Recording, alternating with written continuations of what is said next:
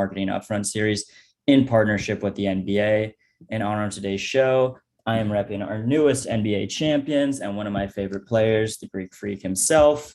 We've already heard from some of the top names in our world of sports marketing, and today we'll be capping off this special 3-day event with multiple leaders in the field. Today we will be joined by marketing execs from SAP, PepsiCo, Under Armour, our friends from the WNBA, and many more. Please be sure to ask questions, use the chat to engage with both our speakers and attendees. Now, before we kick off with today's Sports Marketing Upfronts, we would like to share a short little video that highlights our recent Cannes 2021 virtual summit event and our group of incredibly talented marketers that were there. Please check it out. Welcome to day one of our Brand Innovators Cannes Summit.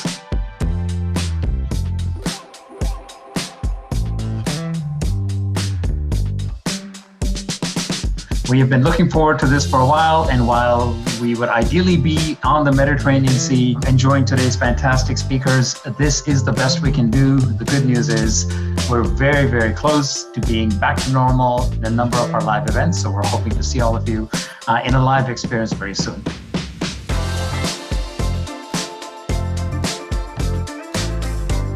When we see what the right direction is and we see what we need to be doing, whether that is with a brand direction, whether that is with a new channel we need to be in, when things are changing, it's not as big of a shift as I think we thought it was. One of those things you couldn't see coming around the corner, obviously, and that was the pandemic. It's made me a better marketer, a better understanding of what you need to do in an environment that you don't expect. And I think it helped us expand our efforts to provide guests what they're looking for and what they need, and move it forward in a faster mode that will allow us to succeed in the long term. For us as a brand, we are here to empower those around us, and we're using our scale and size in, I feel like, a tremendous way to give people those opportunities to tell their stories. So clearly collaborations have been at the heart of the resurgence of our brand. The Post Malone collaboration started with him tweeting that you can tell a lot about a man by the gibbets on his Crocs. So of course, as a brand at Crocs, we were like, okay, we've got to reach out to him. Let's see if we can create something powerful together. Having the flexibility and how you work with your agencies and your teams to iterate and adjust throughout in those long-term plans, as well as come up with some opportunistic short-term plans and make sure you've got the right processes in place to do so. That's the good balance that we have. Usually a brand overhaul of this size receives a lot of criticism, and we were really excited to see when we did the brand review in January that it was a big consensus that people were feeling like, wow, that's right, that's really Burger King. I'm a big believer in fewer things better for a brand like ours that does have such clear vision and mission around what we're trying to accomplish. We don't need to be showing up everywhere. The one thing in our category, if people are calling you to your call centers, they're not calling to say, oh, gee, we love you as a brand. Right. They're calling you with problems. Hey, you're doing a great job. Keep doing what you're doing. Yeah, keep doing what you're doing. They're not doing that. And really what it would force us to do is rethink our whole service model, and we've revamped that. It's still about putting the consumer at the heart and at the center of everything we do, and then using that blend of art and science or creativity and data, however you want to frame it, to connect and to drive that desire to recruit, reclaim, and retain consumers. For us, it's really like our goal to be considered a partner for businesses that really, and this like just one-stop shop for them that really allows them to kind of work and operate their business in a really seamless way. When I started HBO, we were putting voice chips in print ads, and it goes all the way back. So it's been part of the DNA of the marketing team for many, many years now. We always try to have that piece of innovation on a marketing plan, but really to build differentiation and create some additional earned media and talk value. And that is also part of the holistic brand experience as well. That background makes me want to be in Cannes really bad right now. Me too. Awesome. Love seeing that. Shout out Megan from our marketing team for putting that together. Without much further ado, I am thrilled to welcome our first speakers of the day. Please welcome Dan Fleetwood, the Vice President of Global Sponsorships for SAP, and our moderator, Jason Yim, the CEO and Executive Creative Director at Trigger, the XR agency. Welcome, fellas.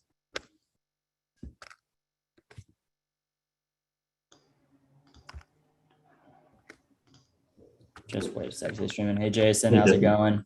Good. Dan. Yeah. Fantastic. Well, good to see you, fellas. Jason, I'll leave it up to you. Yeah. So first off, thanks everyone for attending the session today. We're going to try to do a Q&A at the end of it. So if you have any questions, please drop them into the Q&A little widget at the bottom, and we'll try to get to it at the end. Again, I'm Jason Yim, CEO of Trigger, the mixed reality agency. We have 200,000 hours of AR experience, and we've done a whole bunch of live data experience for sport clients like the NBA, PGA Tour, Dallas Cowboys, NHL. So when brand innovators asked me to moderate this, I was super excited. It's great to hear what an industry giant like SAP is going to be doing with big data and with the NBA and fan experience for them. So, but enough about me. Dan, can you introduce yourself and what you do at SAP? Sure. Thanks, Jason. And apologies for the background. My virtual background did not appear. So I don't work at a hotel. I'm in a summer home office. So just bear with me on that one. But thank you for having me, Jason. Thank you for hosting today, and thank you to Brand Innovators and Jesse for putting this on and giving us the forum to talk a little bit about the work that we're doing with the NBA. But before we get there, just a quick intro from my side. Dan Fleetwood. I'm Vice President of Global Sponsorship for SAP, and I'm responsible for most of our North American properties and run a team that oversees all of those partnerships here in the region. So, but go ahead, Jason. Yeah, so I mean, with SAP, like when people think SAP and big data, normally you're thinking enterprise, so how did you get involved with the NBA and why? It's a great question, and maybe the best way to set that up is we've got a quick little video to start us off here to just set the stage for the discussion today. So I'm going to ask the guys to roll that. Rise of advanced data analytics in the NBA hasn't just changed how the game is played, it's changed how the fans see it too. NBA.com/stats provides aspiring GMs access to much of the same information today's NBA teams utilize. SAP and the NBA are partnering to put 5 contestants to the ultimate test. Ben Everett. I am a graduate assistant for the Baylor men's basketball team. Kat Robinson. I work in sports marketing. Darius Scott. Right. I work for WIP. So I think that gives you a little bit of a snippet, and also maybe ran a little long, got a little preview of where we're going with this. But really, we've been working with the NBA since 2012, and it started out as kind of an opportunity for us to utilize, and the NBA was one of the first partners that we did this with, is utilize leagues and teams and sponsorship partners as storytelling platforms to demonstrate the power of what our technology could bring.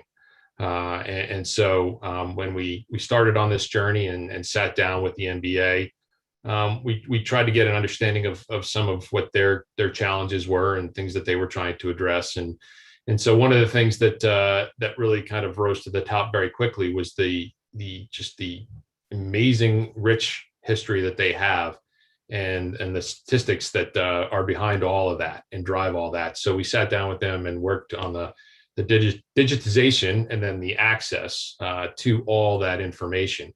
And so that was kind of the genesis of the partnership. And it was something, that's still around today, NBA.com/stats.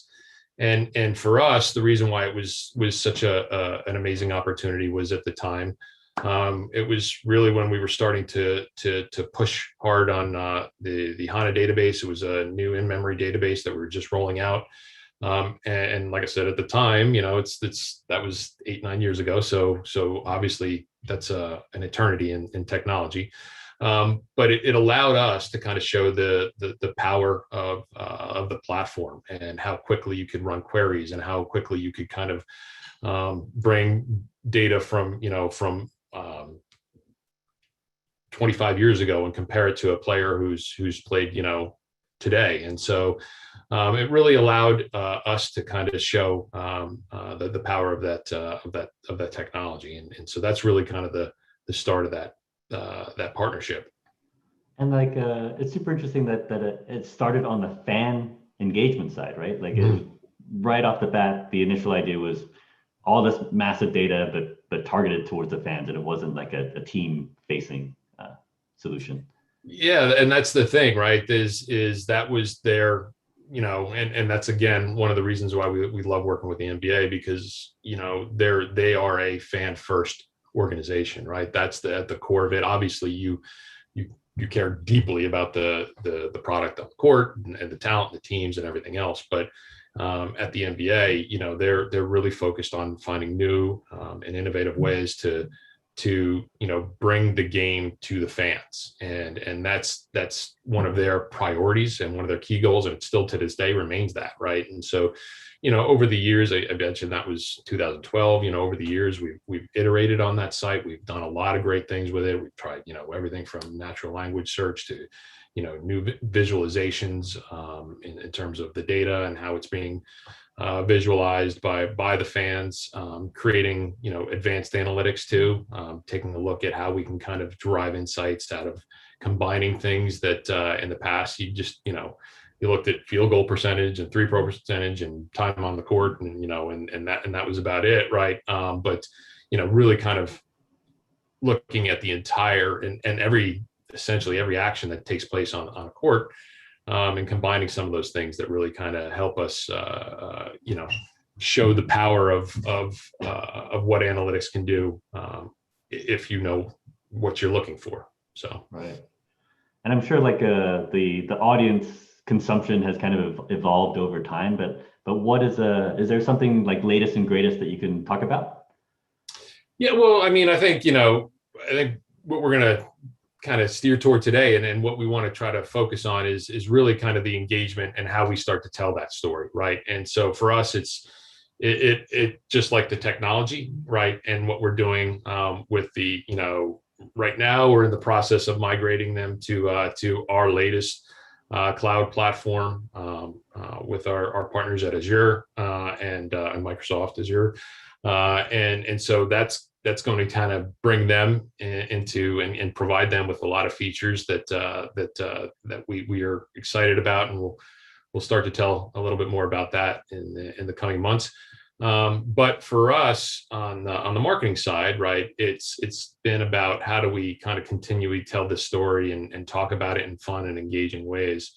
And so, we've done everything from on-site activation to, chalk talks around the globe, activating at the China games and the international series, and bringing this message around the world. I mean, that's one of the greatest things about the partnering with the NBA as well. It's just, you're tapping into a billion plus fans globally. And obviously we're a global brand with a presence and, around the world. And so for us, it's really about how do we continue to kind of demonstrate and show the power of what we're doing with the NBA.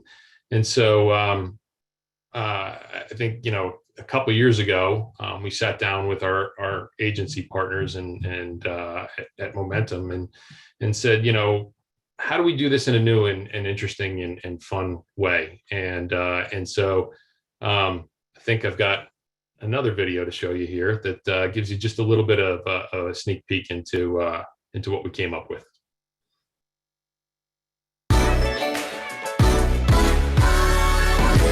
What's up, everyone? I'm CJ McCollum, and I want to welcome you to GM School Draft Challenge. This is an analytics-based challenge where the GM School Challenge puts two fans in a head-to-head competition where they use analytics to respond to an NBA challenge. We have Brett and Miguel here to compete, while Billy will be our official judge. The NBA Draft presented by State Farm is coming up. You guys were given a list of 6 potential 2021 NBA draft picks, and you were challenged to arrange them in the order in which you think they're going to be selected.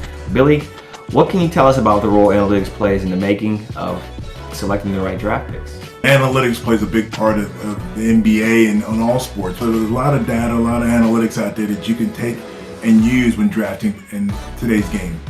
Well, there you have it. Go to the website at mbpa.com/GM School Challenge. You can give your picks and see how you fare against other NBA fans.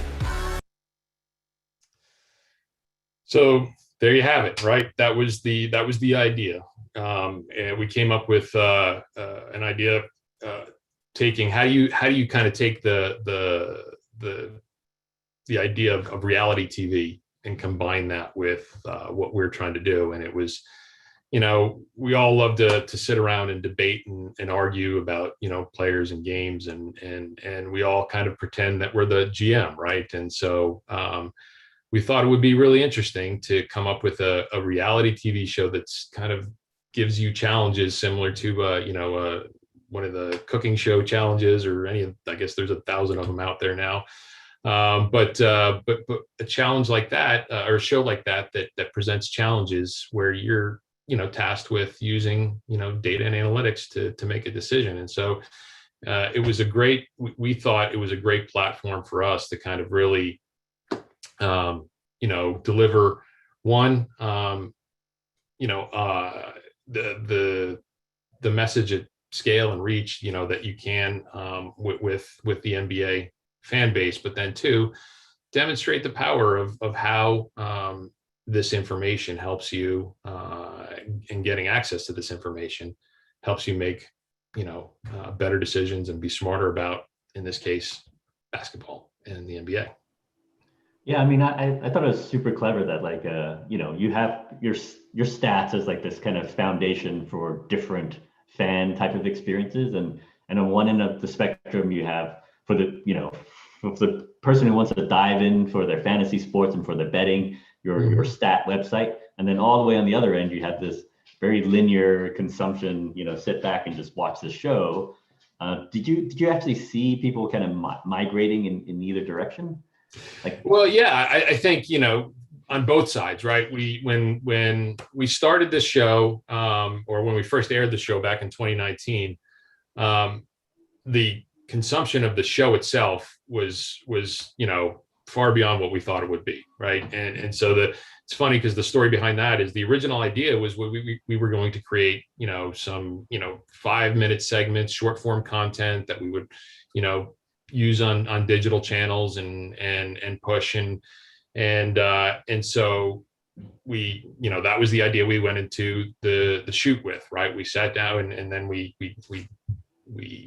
ended up, we shot all the scenes for it and all the challenges and worked with the guys at Jane Street Production who did Chopped, right? So the production quality was amazing, and the way they, they're great at building up, that whole the intensity and the suspense as you go through the show.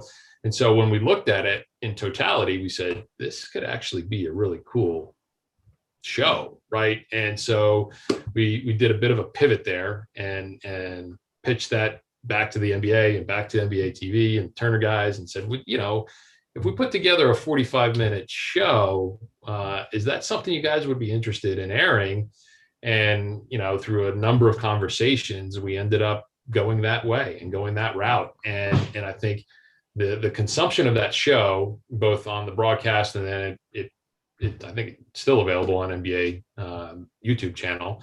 The consumption of that was amazing. But to your point, right, we did see a spike on the digital side and the online side and not NBA /stats, right? Because people were kind of interested in some of the ways that we were creating those challenges and just kind of to show you a little bit again, a little bit of an example of how that kind of got put into to the show. So. Wash. I want to start by telling you guys that I wanted to build an excellent defensive team that was built around an NBA superstar. Anthony Davis, all his stats are sexy, so I want usage rate because I want him to be involved as much as possible. I'm pairing these two guys to be a feared front court defensively, always knowing that Anthony Davis is going to get his on the offensive end.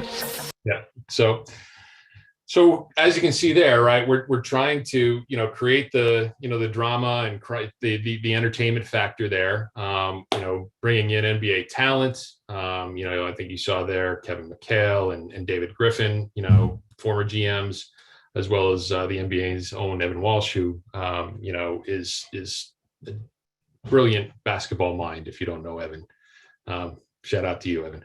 But bringing them together, giving them the ability to kind of give feedback to these folks, it created kind of that the entertainment value that we were looking for. But at the same time, it's all of these, stats and database focused or data focused challenges that really allowed us to kind of integrate SAP into the storyline without it seeming out of place. So it's interesting, like when we worked with the Cowboys for a couple of years on kind of AR stats, like over a live game that you can just do in their app. And we actually saw a lot of changes from year to year as we saw how people consume the content. Like initially we basically almost like mirrored broadcast stats, and then we kind of, that's like the instant reaction, right? And then later on, we discovered like we should go much deeper than that. Like, did you have the same kind of evolution through the 3 seasons? Yeah. So I think that was what I say. We had started out on season 1 intending to do one thing. It pivoted to another, and then the second season, what we said was, hey, how do we make it a little bit more, basketball focused, but how do we create some other challenges that give you? It's not just crunch numbers, right? And it's a bunch of quant guys up there, right? But how do you give the other parts of it too, right? And so you can see through the next quick example how we started to evolve that in season 2. So we roll season 2 video, maybe not. But what we tried to do there was really there we go. You'll see it in a second. Good morning, everyone. Good morning. Good morning. With all of the availability of players in this draft, you went with Kawhi number 1. Did his history in high-pressure moments outweigh any issues or concerns you would have had injury-wise? I am aware of his injury history. I'm not really concerned about it. He's a multiple-time NBA champion. He's effective in scoring, both from three-point. He's shooting 36% on 5.6 attempts. He's also in the 80th percentile in isolation scoring, not to mention his defense, which is top of the league, especially among wings and the wings available in this draft. Fielding questions. So again, you see, we're starting to kind of move and pivot toward, putting them in real life situations and getting some more feedback from some of the folks. We shifted and started to move did the second season with the folks at Turner Sports and worked very closely with a lot of their on-air talent. And so try to direct it more toward, because what we saw in terms of the engagement from a social perspective, it was great. From an entertainment value, anybody that watched it, you could watch it with your partner or whatever. And even if they weren't a basketball fan, they were kind of into the back and forth of it and the drama of it. But what we saw in terms of the people that were engaging online was these are hardcore fans. These are guys that, are digging deep into the analytics, and they were kind of questioning some of the decisions and suggestions. And so, we tried to get a little bit more, basketball heavy in the second season. And then, I think in the third season, what's the quote? Everybody's got a plan until you get punched in the face. And so, we all got punched in the face last year, and we weren't sure what we were going to be able to do. We loved the franchise. We wanted to keep it going. But, in terms of filming and production and everything else, we just we're unsure of what exactly we could pull off. And so we partnered with the PA this year and did the best with what we could, let's say, right? And so, for the first time, we were able to work with an active player. CJ McCollum is the host, as you guys saw up front. But it was really great because, we were able to hit some of these, tentpole events that are going on, the draft and summer league. And then for those of you who haven't caught the first 2, there's still a chance, and you can go back and watch the first 2. But we're also going to do the last segment around the preseason leading up to the start of the season and tip off. So and it's really, again, just it's the same type of idea, right? Finding ways to showcase some of the work that we do, and in the case of this last season, it's really, we took some opportunity to look at the advanced analytics and how those kind of are coming into the game, and how you look at that with players that, again, whether whether it's around the draft or whether it's around the summer league, which are players that don't have a whole lot of history behind them. Like, how do we start to look at those and evaluate those? So it's been a great evolution of from season 1 to now. We hope to go back to the long form content next year, when we can plan a little bit better, but for now, it's been an amazing opportunity for us, an amazing platform for us to really tell our story around the NBA and the analytics platform. Great. And do you see yourselves doing more of this, other sports, or extending this content longer than a single episode? Yeah, well, and that's a great point. Is one of the things I failed to mention in season 2 is when we sat down with the Turner guys, they said we think we can stretch this out for a few weeks, right? And so we did, 3 weeks, and it was kind of like a little bit of a mini series, if you will, over the course of 3 weeks, and so it was that kind of kept people engaged leading up to I believe it was the draft last year, right around the season start, I believe, last year. And so it's one of those things that, yeah, I think we're going to continue to evolve this. We see legs with it in a lot of different places, given our audience and given the subject matter, whether it's other partners or leagues or teams. We have gotten a lot of people who kind of have raised their hand and said, that's really interesting, I like what you're doing there. Is how do we maybe try to do something like that on our side? So not only has it been great for us, from a storytelling platform and engagement with the NBA, but other partners are taking notice too. Gotcha. We only have a couple of minutes left. That went pretty fast. I do have a question from Alice Rooks. She asks, besides the NBA, will SAP work with other professional leagues and other sports? Yes, we do. And we do, we will, for many years. But I think each one is focused on different business challenges for us, and just like every customer that we have has different business challenges. And in some ways there are some similarities in the way that we work with these partners. But yeah, we work with partners across North America, across Germany and UK and EMEA and around the world. So, but yeah, absolutely, for sure. And then just a quick question on my side too, like on with the NBA, is SAP, are you guys also capturing the data, or all the individual teams are capturing data and then you guys are processing, like how? Yeah, so right now the way it works is it's near real, or excuse me, it's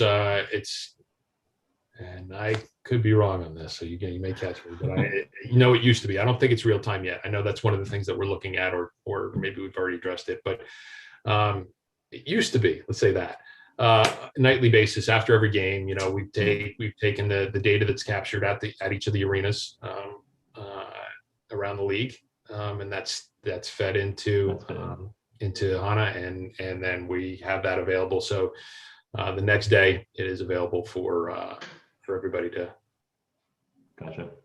take a look at. Yeah, I mean, thanks so much, definitely, for your time. I mean, it's super insightful, such a great example, and again, like, loved how it kind of showcased how easy it is for a fan to consume, super high, like, heavy data as well. So thank you, Dan. Yeah, and thank you, Jason and Jesse. Appreciate it. I'd be remiss though if I didn't say a quick word of thanks to our partners at Momentum who helped us create this, to our partners at the NBA who helped us put this in place. So Lauren, Sam, and blanking. Anyway, and then obviously my own team, Dave, Bryson, and Jess, thank you for all the hard work on this. So. Awesome. Well, thank you so much, guys. It was great to hear that. I'm a huge analytics nerd, so it's really cool to just kind of hear your perspective of that, and you're helping me out. So really appreciate the time, fellas, and we'll hope to have you back soon. Thank you, Jesse. Thank you, Jesse. Have a good one. Fantastic. Well, we are going to keep it rolling. We have incredible panelists throughout the rest of the day. And we are now going to bring on our next panelist. I am very happy to introduce Erica Smith, the Senior Marketing Manager of the Pepsi Sports Team and the NBA and WNBA lead for PepsiCo. Courtney Larson, the head of Ruffles Brand Marketing for PepsiCo. And this session will be moderated by Matthew Doherty, the SVP of Sales for the East Coast for Teads. Welcome, everyone. Thank you. Fantastic. Great to see everyone. Matthew, take it away. Good to be here, Jesse. Thanks. Good call on the jersey, by the way. I wish I had known that was acceptable attire. I would have thrown my Celtics jersey on for this, but didn't have the presence of mind to put it next ahead. time. Put it on ahead. Well, thanks so much. Thanks to Brand Innovators for hosting us. And I'm honestly thrilled today to share the virtual stage with Courtney Larson and Erica Smith from PepsiCo. I'm excited to chat a bit more about their approach to sports marketing, how they leverage it to engage with their consumers. And I think I'm just making a guess here, but I think we're all going to learn a lot from this session. It's not every day that we get to hear from one of the most innovative brands on the planet and how they approach this very unique tactic. So I'm really excited for the conversation today. We'll try to save some time at the end for questions. So please drop them in the chat. We'll do our best to get to them. And before we go any further, I do have to apologize in advance for my background. I recently discovered that my machine that I'm working off of is literally too old to support virtual backgrounds. So instead, you're going to be stuck staring at this beautiful modern art piece on the wall behind me. It's the best I could do on short notice. To quickly introduce myself, my name is Matthew Doherty. I'm the SVP of Sales at Teads. Teads is a global media platform that enables brands like Pepsi to connect with the world's most premium publishers by using innovative formats and proprietary data to deliver highly viewable brand safe campaigns at scale. But Erica and Courtney, it's more about you than it is about me today. And I see both of you have much newer computers than I do. You have no problems with your backgrounds. So we're starting off on the right foot here. Before we dive in, I figured we could just do a quick round of introductions. So if you could please quickly just introduce yourself and expand a bit on your role and your remit at PepsiCo. I think that'd be a great place to start. Courtney, do you want to go first? Awesome. Yeah, good afternoon, everyone. Really excited to be here. I was listening to the panel before and I heard some chatter about Anthony Davis, which is one of our Ruffles athletes. So excited to be chatting. I lead all of Ruffles brand marketing here at PepsiCo. So everything from comms, equity, innovation, activation, and we are the official ship of the NBA. So very excited. Hey everyone, I'm Erica Smith. I'm Senior Marketing Manager on the Pepsi Sports Team, leading NBA and WNBA, mostly focused on Mountain Dew. So really excited to be with all of you today. Excellent. All right, I think we're ready. It's time to jump in. And I think the best way to frame up this conversation today is to actually start by looking backwards. So, I thought maybe we could kick things off by just kind of speaking a little bit about PepsiCo's legacy approach to sports marketing in general. Historically, how has that sort of worked for you? What has the approach been? Is it brand by brand? Do you guys look at it as a sort of portfolio-wide opportunity? And Courtney, maybe you could start us off there with just giving us a little bit of background. Yeah, absolutely. PepsiCo, as you guys know, has a rich history in sports marketing, and we take a portfolio and a brand approach. So from a portfolio perspective, you'll see some of our brands like Frito-Lay activate, around the Super Bowl. We had a really robust program with Twas the Night Before Super Bowl, a commercial and in-store events. And what you see here at Frito-Lay too with the NBA is a March Hoops program that we had in store. You saw it led by Ruffles, but a lot of our brands as well. So really put the consumer first, and we think through, what are our brand strategies? Should this be a league? Should this be an athlete? Should this be a portfolio? Should be brand? And design those plans as such. Excellent. And when historically you've been looking at getting involved with specific leagues or taking a look at your sports marketing approach in general, is there anything in particular that you look for? Are there things that you look for in specific athletes or in leagues specifically when thinking about which partnerships to explore? Could you expand on maybe what you guys look for? Yeah, so for Ruffles, I can say, what we look for is we start with the consumer. So for Ruffles, we call our consumer the original. And this is Gen Z. They're focused on individuality. And really our values and passions of this consumer align perfectly with the NBA. And so when we really, excuse me, my allergies are acting up today. When we as a brand start unpacking, our brand plans, we really look at goals. And so instead of kind of putting sports marketing first, we put our brand plans in the audience and the consumer and figure out how it aligns with our strategies. So for Ruffles, for example, from an innovation perspective, you saw us launch Flamin' Hot Barbecue a few months ago with Jason. So this was, the innovation and partnering with him. It was kind of the sweet spot. He's from St. Louis. He likes, as a brand team, we had some innovations in the hopper and just really started finding that natural alignment between a partner, the brand plans, and what we're all trying to do. So it's really just kind of a combined approach for whatever we're working on as a brand team. And Erica, is there sort of a difference on the do side of things, for example, or you guys sort of, are there other things you're keying in on, elements that you're keying in on?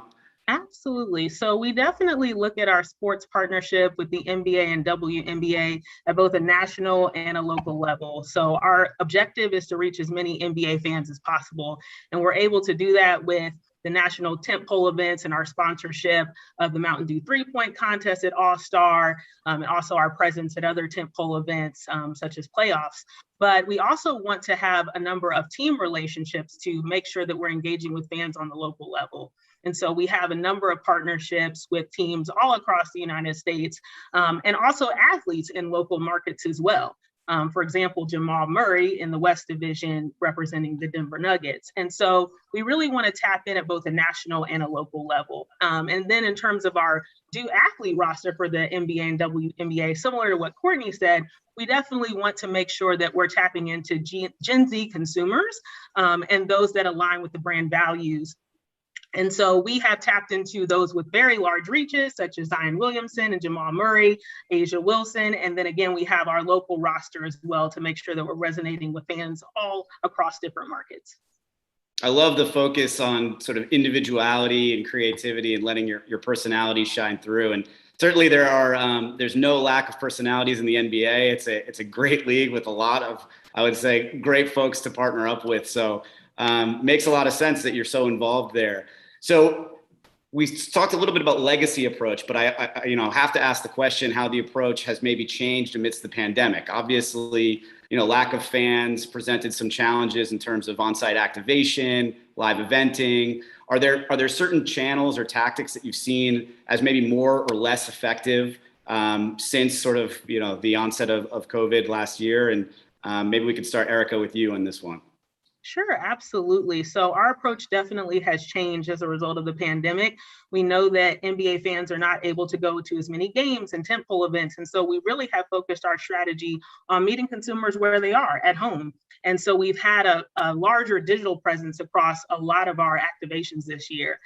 For example, we actually worked with Blue Wire to launch a podcast called The Do Zone with Drewski. Given that we know Drewski is an up and coming comedian and that NBA fans also love comedy, and obviously the podcast space has boomed, we wanted to make sure that we had a presence there. And so if you all haven't checked that out, we have 10 different episodes and we are interviewing players from Zion Williamson, Asia Wilson, Nick Young, talking about their journeys to the league and also their passions off of the court, because we've realized that NBA fans not only want to see their performance in games, but want to know about their passions and their interests and entrepreneurial endeavors as well. And so we have that podcast that we launch in just around the time of playoffs when we know that there's a laser focus on the league. We also had much more content leading up to each of the tentpole events. So for All-Star, also for playoffs and WNBA All-Star this year, we actually worked with the NBPA on a partnership called Into the Do Zone. And so we had interviews across a number of athletes leading into those events. again, talking about how excited they were to show up at All-Star and the playoffs this season. And actually that partnership was able to give us access to athletes that were not on our roster, like Rajon Rondo and Jordan Clarkson, who we all know had a great playoffs run. So we've had a lot of digital content from the podcast, Enter the Do Zone series. So those are just a few examples of execution so that we can meet consumers at home. It's awesome. So cool, Erica. Courtney, how about Ruffles? Is there anything sort of unique, similar to the Do Zone that Ruffles explored when the live and in-person eventing sort of went away? Yes, there is. And I would just start out by saying, gosh, like what hasn't changed because of the last, 18 months, if you will. Ruffles and Mountain Dew, the week after really COVID started getting worse was when we were really getting into the thick of All-Star Weekend. So that's one of our biggest tentpoles. And, we weren't able to activate live. And what I would say is, I've been just so humble and gracious for the league partnerships we have built to be able to pivot our plans and come up with new ways. And I think we're going to be better off in the long run for the agility and the flexibility and the creativity that we have to bring. And so for Ruffles, we're really excited, similar things like Erica talked about. A couple things we did, we were first to market with a Reddit AMA. And if you just look at, engaging fans as they're just in these real-time conversations, like those are the conversations of the brand that we want to be a part of. That was a great collaboration with Ruffles and the NBA to be able to do that with Jason Tatum. And, when you just look at e-commerce too, right? People weren't going to grocery stores as much. And so, really excited as well with the NBA's partnership with DoorDash, what that unlocked for us over the last year and, some of the plans that we have in the future with that as well. And, I think it just really caused us all to take a step back and say, hey, yeah, we're not there in person, but what can we do, to truly drive fan engagement, continue to promote sports? Just one example of something we did as well is we launched our first campaign on Ruffles in a decade. And we launched that at the Grammys and at All-Star this past February and March, if you will. And one of the things we did is we put a sneaker, a new Ruffles ridge top sneaker, what we call the armored ridge top, on Anthony Davis, and then dropped that through some partners around the NBA playoffs. And so that was just a fun way. We as a brand team kind of took a step back and said, okay, we're creating a new TV commercial. Anthony Davis is going to be, one of our major talents. Like, what's something fun that we could do and thread it through to our next NBA tentpole at playoffs, knowing that fans were a little disappointed they couldn't be live for All-Star Week. So again, I think it's all really just about looking at the glass half full, trying to bring creativity and meet fans wherever they are on their journey in the current circumstances. That's great. And you mentioned the partnership with Reddit, which is obviously makes a ton of sense given the audience. And out of my own curiosity, would love to understand a little bit more about, how you leverage social listening. Is that something that you're able to feel like you can effectively manage for? Are there tools that you utilize to be able to sort of really keep a strong finger on the pulse of what this very rabid fan base is thinking and feeling? Anything that you could share on sort of techniques or approaches to how you employ social listening? Yeah, absolutely. I can start, and Erica, build. And this is such a core part of our job. We say we are not the consumer 100%, but we try to be our consumer and our audience and really just have a pulse on that culture at all times. And the NBA is one of the most engaged and active fan bases, which is what makes our jobs so fun. So we have a lot of internal tools, real-time social listening, and then also working with our agencies, but then as individuals, just constantly monitoring what's going on. And it allows us to do a lot of real-time cultural and social stunts. One of the things we just launched a couple of fun little packaging takeovers with the Bucks win, called the championship, and being an official sponsor of Team USA basketball as well. But candidly, this is something that we want to get better at. We are, I would say, not as fast as we should be. We want to be in those conversations, real time, engaging with fans. And, just something that we're continually monitoring, with our leagues and our athletes, and what are the best ways to surprise and delight and just allow, like Erica said earlier, one of the things we can do is show fans a different side to the NBA athletes and brand partnerships. And that's something that we're continuing to look to do through social media. Yes, absolutely. Just to build on that, we definitely have a plethora of social media tools. We use Zoom, Tagger, we're even investing in Fan AI, but also as a very avid NBA fan myself, I am definitely in the weeds each and every day. NBA Twitter, WNBA Twitter, and Instagram, Bleacher Report, Complex, watching ESPN. So it definitely helps to be a fan in these types of roles. And so always keeping a pulse on it. And we also have a dedicated social media team on Mountain Dew, and they're doing a lot of listening real time all day, every day on particularly our Dew athlete roster, but also across the league. So we don't miss a beat.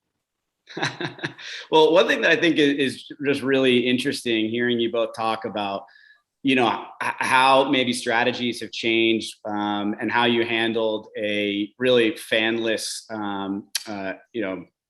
no real audience to be able to entertain in person amidst the pandemic. It seems like it set the table for obviously more of a digital focus in terms of your activation strategy, but also it seems like it attracted some or afforded you some opportunity to explore some new innovations, to have set up some new partnerships that maybe otherwise wouldn't have existed. So that's kind of a nice takeaway.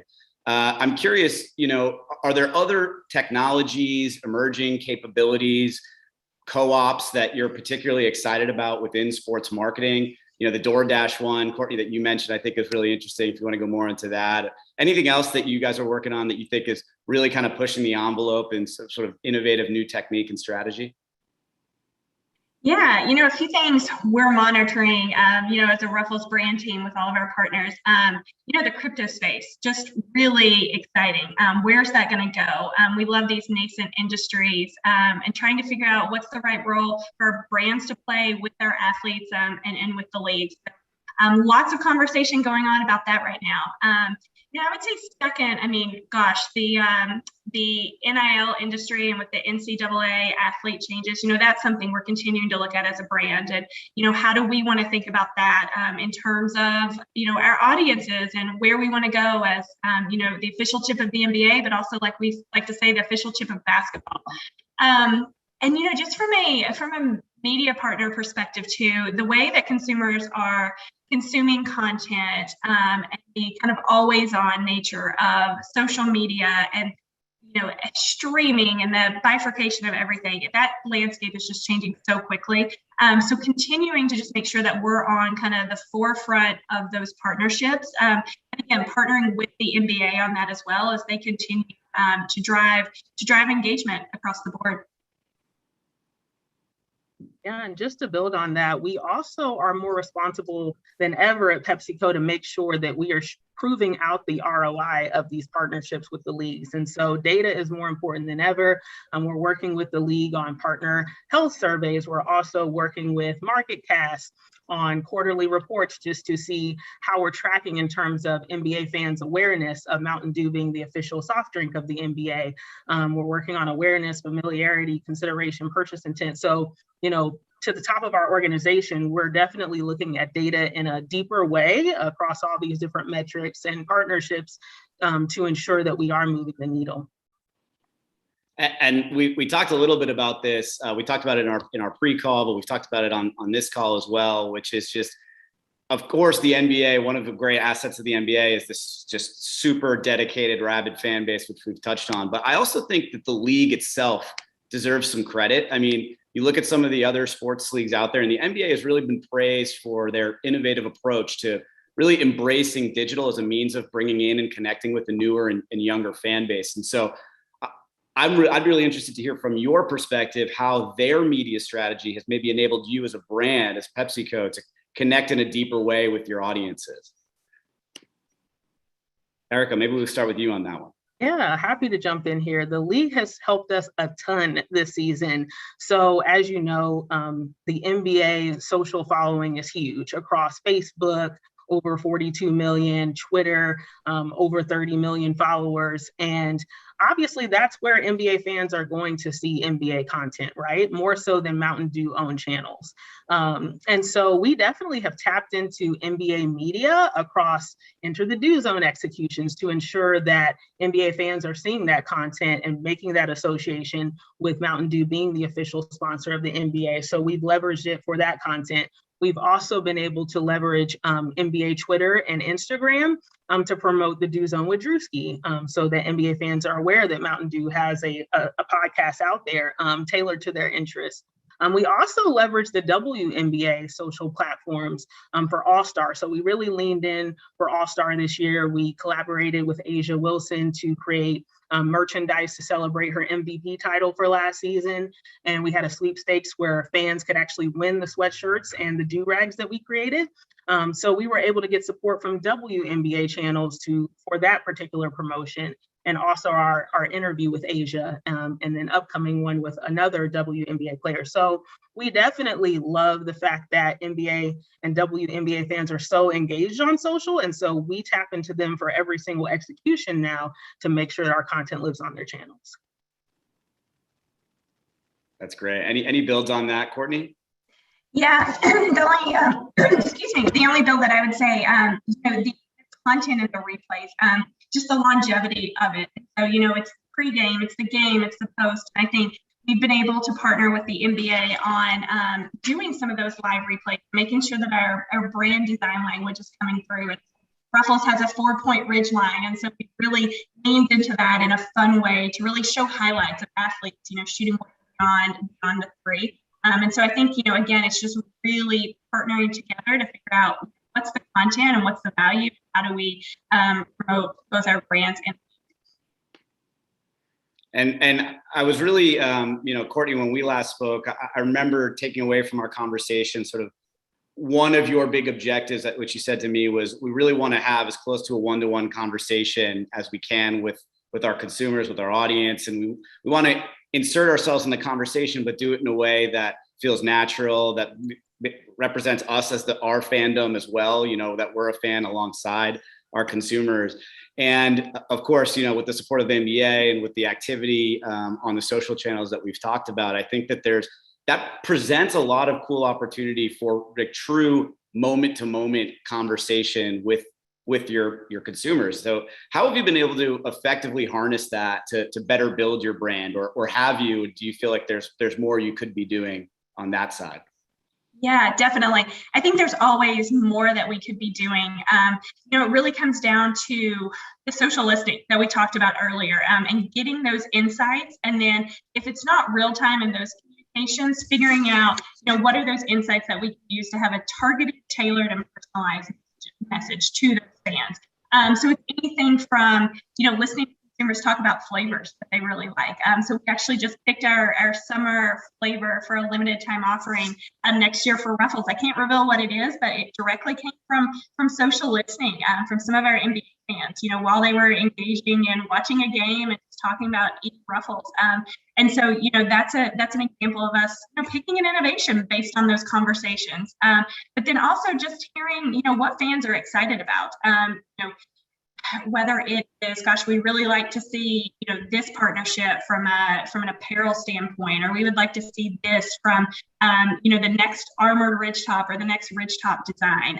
And so just in our brand plans, we use the social listening to impact that. But then also as we think about, the right message to the right person at the right time, and wherever they are in their consumer journey, figuring out, hey, is that an equity message? Is that a purchase message? Like, what do we actually want to serve up this audience? Those insights are just so rich and robust. Erica, anything to add?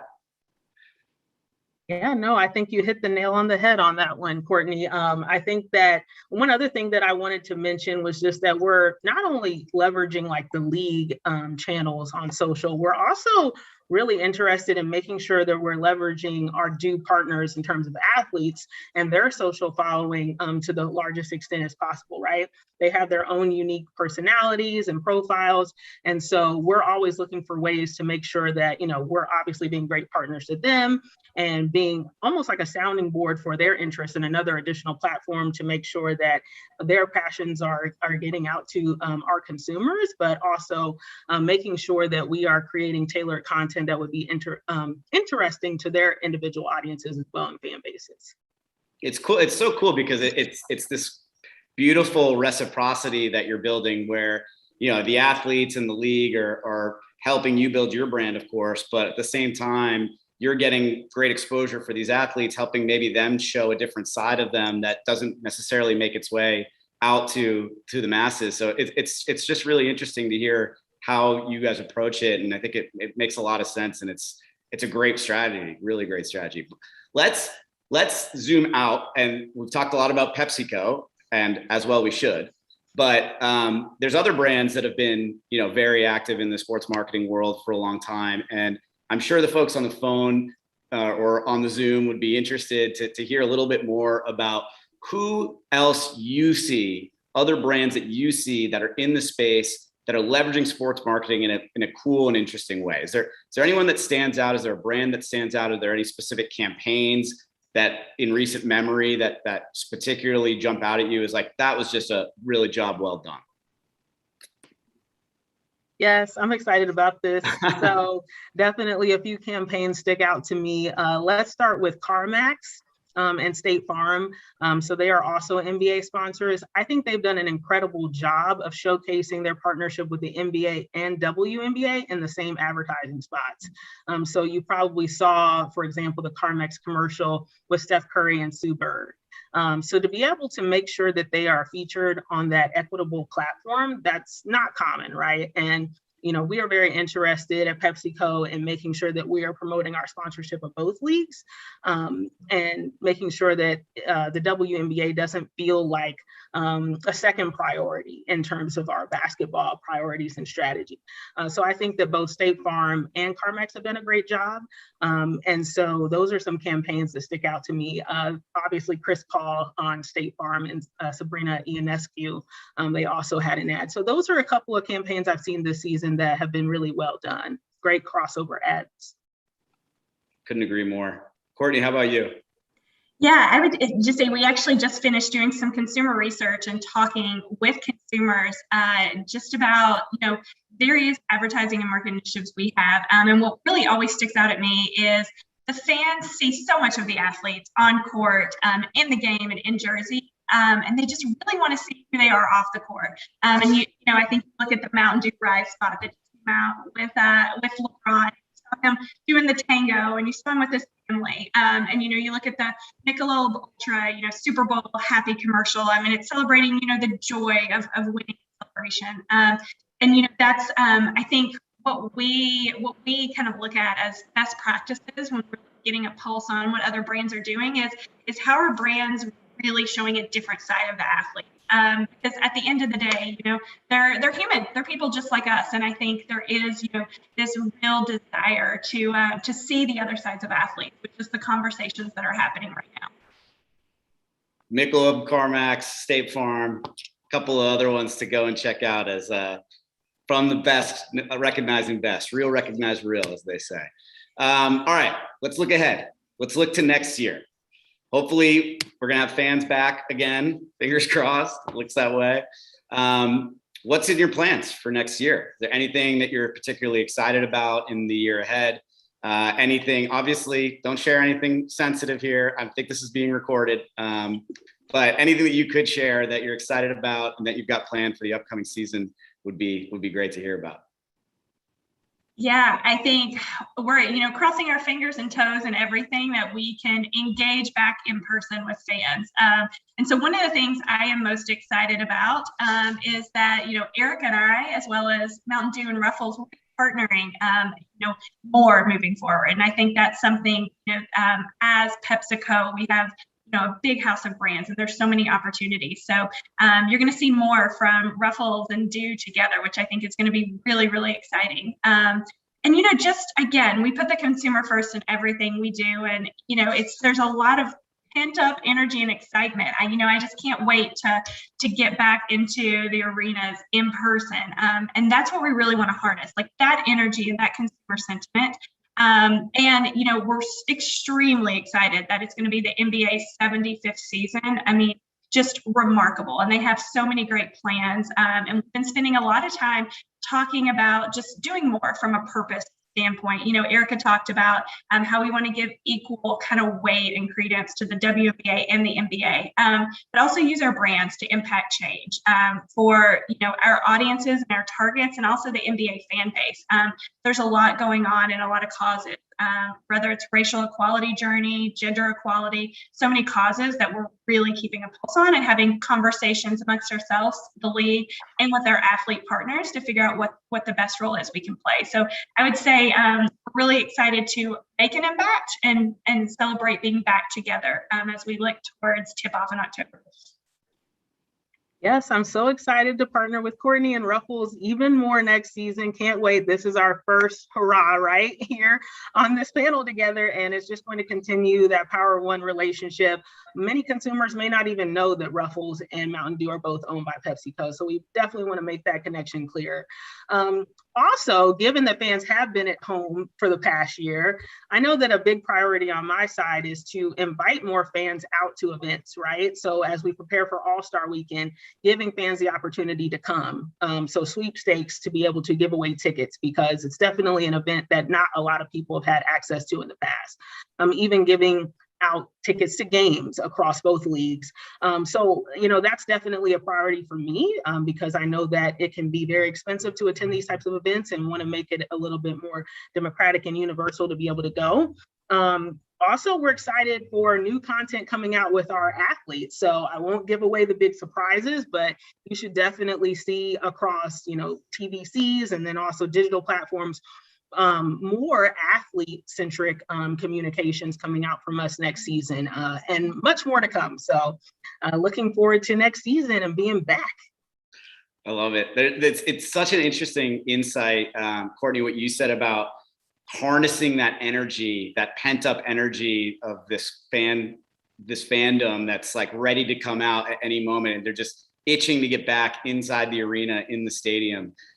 How are you thinking of harnessing that? Is there anything you could share? Is there anything that you're thinking about? Like, this is a really cool way for us to take on that energy and sort of reward it with some of what we're doing. And maybe it's in some of your live eventing setup activations, or anything you could expand on there. Yeah, a couple things. At Pepsi, we have a lot of relationships, like Erica mentioned earlier, with teams and stadiums and arenas. And so, just looking at where our Ruffles athletes, our Chip Deal athletes, Anthony Davis, Jason Tatum with the Lakers and the Celtics, looking at those stadiums, looking at those cities, doing some like localized fun things when our athletes get back on the court. And so I think you're going to see us do really, really fun things, surprise and delight, and have fun, right? I think the second thing, like Erica said as well, is, it's a small percentage of the NBA fan base and our consumers of Ruffles Dew that actually get to go see the events live. And we want to continue just to elevate the at-home experience as well. And nothing goes better than watching a game than doing Ruffles. So we spend a lot of time just thinking about, how can we make sure that we're getting snack and beverages in the hands of those fans at home while they're watching the game, while they're watching the highlights afterwards, while they're tweeting and following their favorite athletes. So a lot of really fun things to come as well. And one other sort of anecdote I picked up on that both of you mentioned actually is just, and it stuck with me, is just the desire and ambition to stay aligned with. You mentioned, Courtney, the causes. Erica, you mentioned wanting to give equal penance to WNBA and NBA. And I'm thinking, practically speaking, of course, there's partnerships that you can strike. But when it comes to activation, like media activation, for example, does that play a role in sort of how you approach media activation as well? Are you trying to look for diversity-owned publishers, for example? Has it made its way downstream that far, or is that something that you might be thinking of? Maybe Eric, I'll start with you. Yeah, I will definitely say that we're looking at diversity in terms of the agencies that we work with, especially when it comes to Mountain Dew and some of the content that we have coming out in a couple of months. And so definitely leaning in there. I also just wanted to mention, just in terms of media, and Courtney touched on this as well, even though we will be shifting back to an in-person focus, like we don't want to abandon what we've learned in the past year and a half in terms of keeping that digital first focus, right? So you will continue to see Enter the Dew Zone. We're already talking about potentially bringing back the podcast, right? We still want to have that presence leading up to all the tentpole events, all the way through the end of these different events throughout the season. So we definitely want to keep a digital media focus and that diversity, as you mentioned, across the different partners that we work with, so that we can be a reflection of the leagues that we are actually partnered with as well. That's great. That's great. I don't know how we're doing on time, Jesse. I'm either 4 minutes over or we've got till 2:45, but just cut me off, play the music when we start going over too far. I had one last question I wanted to throw out there, and I have till 2:45. All right, great. And then we'll flip it over to questions. I'm going off script, guys. So this wasn't an agreed to question ahead of time. I hope it's okay. But we've got, I'm sure, folks on the line looking up to everything that PepsiCo does. You know, you guys are the gold standard. What advice would you give if I'm a brand looking to get in to, you know, start to explore the sports marketing space and I'm just starting out? Is there anything that you could share, any advice that you would give to a brand that's looking at this medium and potentially getting involved in it? Courtney, I'll start with you. Yeah, great question. First, I would say start with the consumer. Most brands have rich, robust consumer insights, but even if you don't, just who is your consumer? What are their passions, values? Unpack that to figure out what might be the right place to play. Because, you know, like we started off, there are so many different avenues. There's leagues, there's athletes, there's technology. But I would start, you know, keep it simple. Start with the sport. Which sport resonates the most with your consumer and with your audience? And then leverage partners. That's the second tip I would have is, you know, like we've been talking about, the NBA is such a great partner, as well as all of our athlete teams, as well as just, you know, our external agencies and partners. Leverage partners for the expertise. Have those brainstorming sessions. Talk about your shared objectives. And just really start small would be the third thing that I would say is, you know, you're not going to probably have a full 360 comprehensive program or plan or activation out the door. Find one thing and just laser focused on it, and keep the goal of this is a pilot, this is an experiment, and then grow from there. Great points. Yeah, I think those were great points, Courtney. I would just add, start locally, start at the local level. So when you look at a league sponsorship, obviously it involves multi-million-dollar investment. So starting small at the local level with potentially a team partnership. When I go down and look at the sponsors of various teams across the nation, you won't see those at a league level, but they're relevant in the communities that they serve. So maybe starting small with the team, but just keeping the consumer first. And then even if you aren't going to go with a professional team sponsorship, there are obviously a lot of community basketball associations, youth organizations, you know, high school. And so we oftentimes hear from those types of organizations as well. So maybe starting locally, either with a high school or a collegiate team, or potentially a professional NBA team. I would start there to make sure that that's resonating with your audience before going to the league level at a national level. Great. Okay. And now I'm gonna switch it up. And so we asked, you know, I assume folks on the line are looking to learn from you and are looking to build out some type of sports marketing strategy of their own. There's also, I'm sure, a lot of potential partners on the line, and you're probably going to be getting a lot of emails after we hang up here. So what advice would you give to partners that want to speak to PepsiCo and the values that we've discussed today? There might be some differences, whether we're talking Ruffles or Do, but if I'm a partner looking to potentially approach PepsiCo about working together in some capacity, is there anything that I should keep in mind? Is there anything that's super important to you that I should make sure that I'm leading with? And Erica, let's start with you on that one. Yeah, I mean, definitely take a look at our brand's values and the company's values and just making sure that there are synergies there. As Courtney talked about, all partnerships don't necessarily make sense for the consumers that certain leagues or partners might be serving. So just making sure that there are synergies there before you have that conversation so that it can be an authentic relationship and have that reciprocal effect. That was where I would begin. Yeah, absolutely agree, Erica. I think the other thing that I would say is come to us with big, bold, breakthrough, creative thinking to partner. we're built on disruption at PepsiCo. We like to be the first to do things. We like to push the envelope. We like to pride ourselves on being on the pulse of the consumer and technology and trends. So I would say, if you're looking to partner, bring us those ideas that you're like, nobody will be into this, or this can't be done. Because that's really what gets us extremely excited. And one of the many great things about the role that Erica and I have. I love it. Big ideas welcome. You heard it here. All right, we've got 5 minutes left. Let's flip it to questions. And I have one that I'm going to read out to both of you. And hopefully you can both sound off on this. It's a great question. What can heritage brands learn from newer digital first brands when it comes to authentically marketing to Gen Z? I think that's a great question. So what can heritage brands learn from digital first brands when it comes to authentically marketing to Gen Z? I'll let either chime in. Yeah, I can start with that one.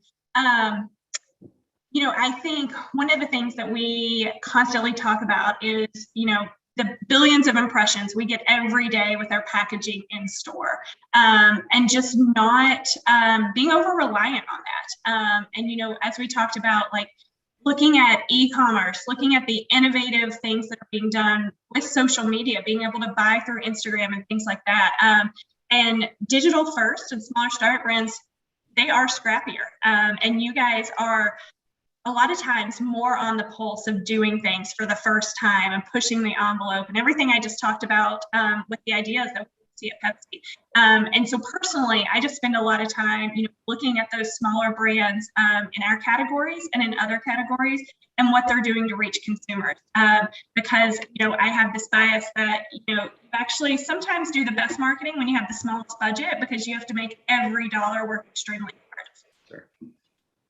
Yeah, 100%. I definitely think in order to appeal to Gen Z, you have to be social focused, right? In terms of your social media strategy. And obviously that's a lot more efficient than a lot of other platforms. And so making sure that you're incentivizing Gen Z according to their passion points. So if we're talking about sports, tickets, merchandise featuring their favorite player or their favorite team.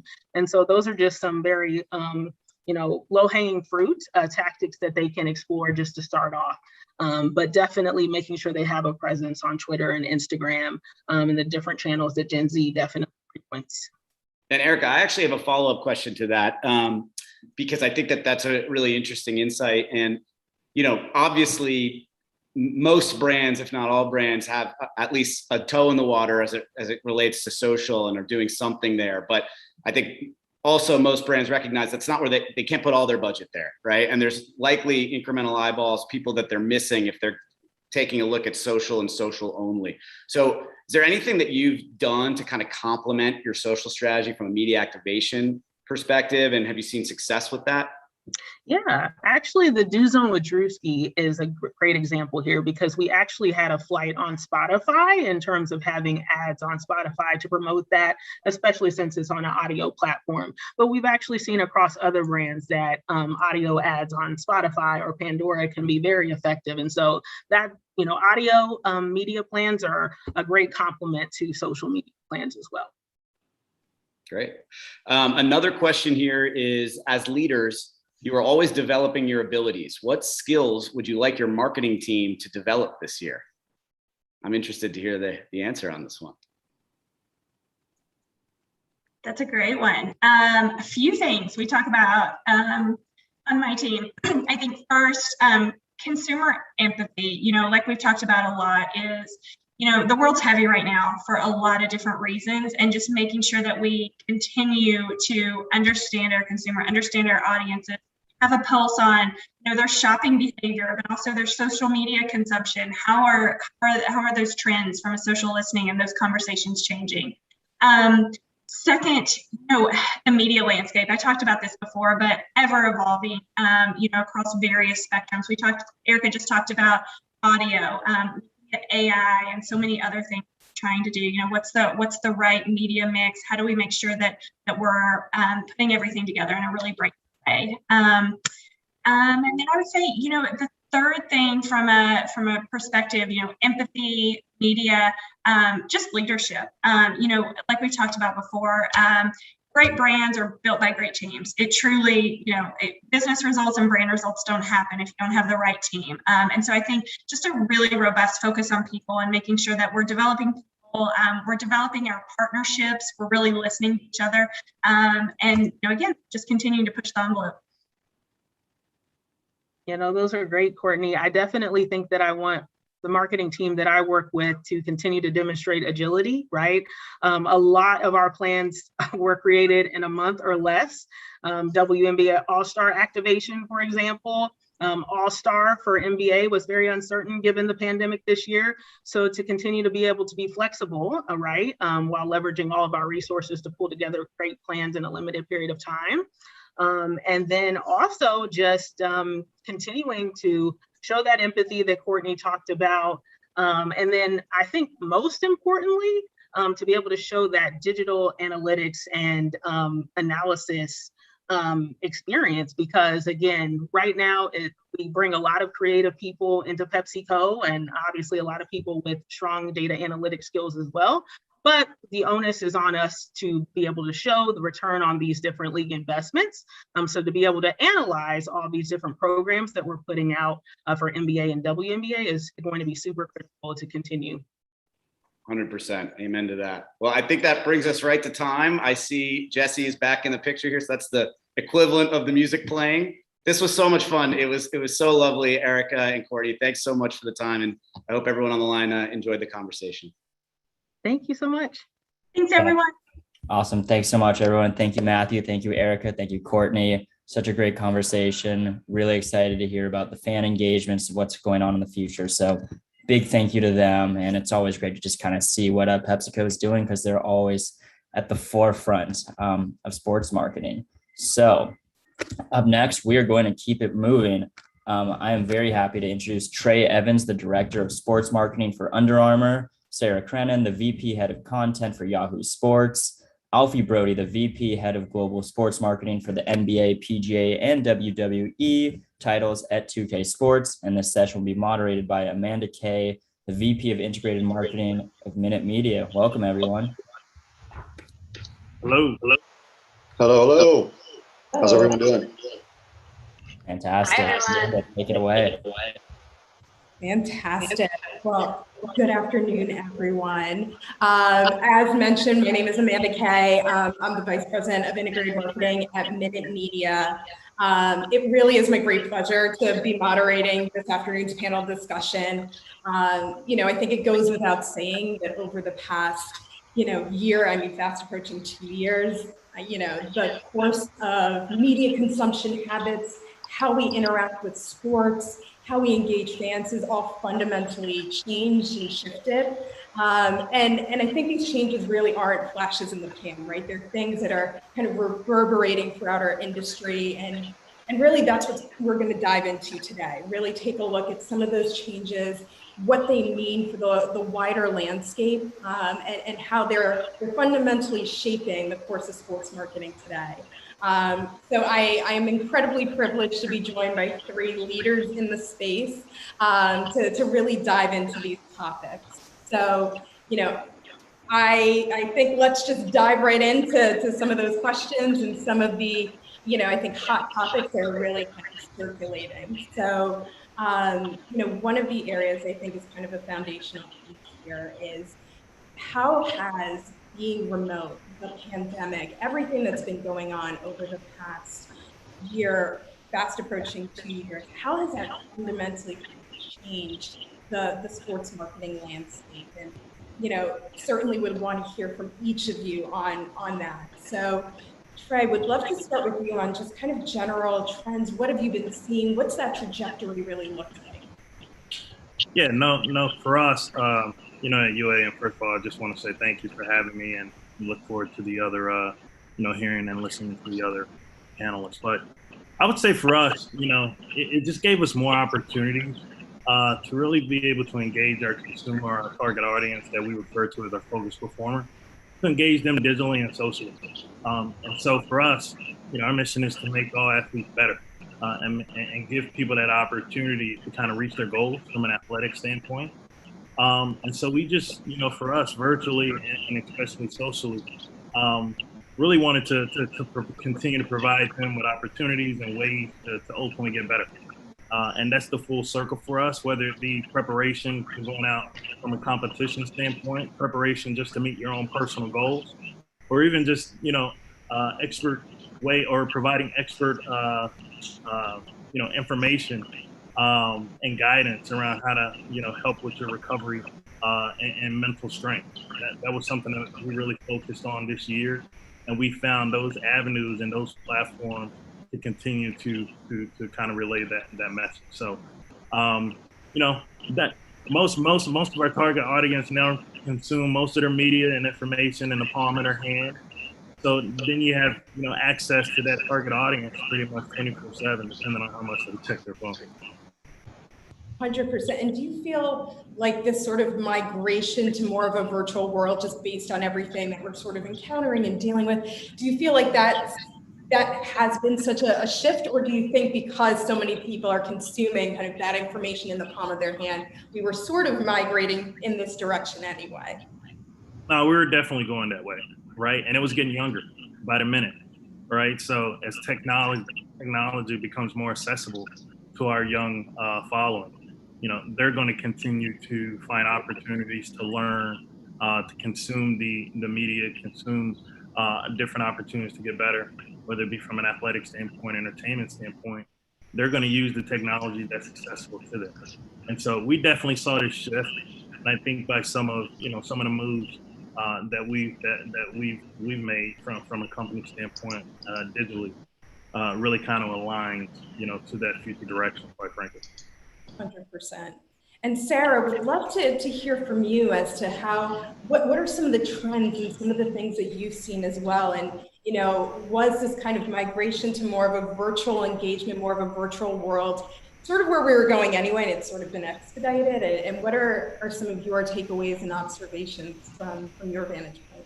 Sure. So I don't think I don't think the pandemic really necessarily influenced or changed the course of the direction we were headed in. The digital ad space surpassed 100 billion for the first time in 2018. So we had already reached a pretty critical milestone. But I do think what my takeaway was from 2020 is that the athletes have become far more savvy in understanding the value of their platform, the reach of their platform, and how they want to partner around the topics that are most important to them. And so I think that was really interesting for us. We're a content brand and we chase the news cycle. And that's really what dictates and drives our content investment and our programming strategy. And we didn't have, kind of the core, the essence of what we were used to having. And so during the pandemic, we actually saw our original content outperform what we'd done in the previous year. And that's because we were doing things like debating your favorite sports movie of all time, talking about the best villain in the NFL, like trying to bring, more of entertainment and kind of, to be honest, like distraction from the heaviness and weight of what was happening in the world. And in doing so, I think we also learned that we're actually pretty good at producing virtually, and our production tactics and methods changed. And so I do think we leaned into technology more, and we saw a far more successful advertising cycle in terms of integrating brands into that content, just because it was newer and fresher. So, it's been an interesting time. And I think we were very happy to have sports come back. But from a marketing standpoint, we have shifted the way that we're pitching brands. We have shifted the way that we're thinking about partnering with athletes and understanding the totality of their platform versus just performance-based stat scores and highlights. 100%. I can very much empathize and sort of relate to that. I think, over the past years, it has forced us all to be a little bit more creative, a little bit more nimble when it comes to production, when it comes to the type of content without that constant churn of a sports cycle or a sports news cycle. It's, okay, well, what other commentary, what other content can we generate despite some of the challenges that we were seeing, but we can still keep sports fans engaged in just different new ways that sort of help to push us beyond maybe some of what we had done in the past. And Alfie, would love to get your vantage point. I see that head nodding, so I think you're right in a very similar boat with us. Yeah, I mean, look, it was an interesting byproduct of the pandemic was, interactive entertainment grew significantly, right? People were stuck in their homes and sports were shut down. People had no way to actively consume them. So, yeah, I mean, gaming, was already a growing industry, and over the past couple of years has grown considerably more. And it's become a resource for socialization, an outlet for people, and it's a global thing. And I think it opened up people's eyes to what kind of relationships and experiences can be formed through gaming. I don't see that part changing anytime soon. It became an opportunity for people to bond. They, as I mentioned, they were stuck in their home. They had no other choice. But habits have changed, right? Interactive entertainment became more meaningful. And as I mentioned, it's as an outlet for people. I think there's clearly an opportunity to leverage this and the power of the digital world, right? I think from looking through the marketing lens, we no longer lead with TV, right? Consumption habits have changed. The demand for sports, and in my case, basketball is still very, very high. And now, the consumer is consuming in different ways. I mean, the digital world, I think, is the new opportunity. Couldn't agree more. I mean, I think especially in the gaming space, it is so interesting because we were seeing that momentum even before, we were all kind of forced into more of a virtual framework. We were seeing that momentum and seeing that move forward, and have no doubt that will kind of continue to be the case, and just potentially find itself in new and different applications in different spaces. Sarah, would love to go back to actually something you touched on as well when it comes to, and I think Trey, you alluded to it as well, of athletes, sort of embracing their personal brands through social, through IG, through TikTok, through all of these different mediums. I think that's been a really interesting almost byproduct of the past year or so of people maybe turning a little bit more toward themselves when it comes to content creation and taking more of that active invested role.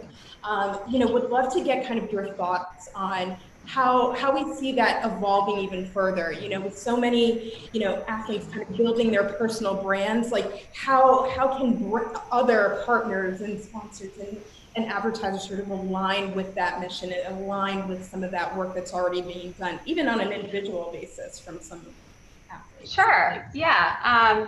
Well, as a starting point, I think it's amazing that athletes now understand and are able to leverage the power of social, and this theme around direct to consumer. They can go direct to their fan. They don't really need to come to Yahoo Sports to have their perspective shared. But what we can do, and what we often do, is add more depth to what they're sharing, what they're talking about, why it's important, or even connect the dots between, hey, these experiences are relevant, or this is, these are the other ways that, Renee Montgomery has used her voice and has used her point of view. For brands, I think it's a really exciting time. I think this is a difficult challenge, but whoever figures it out, has massive opportunity in front of them.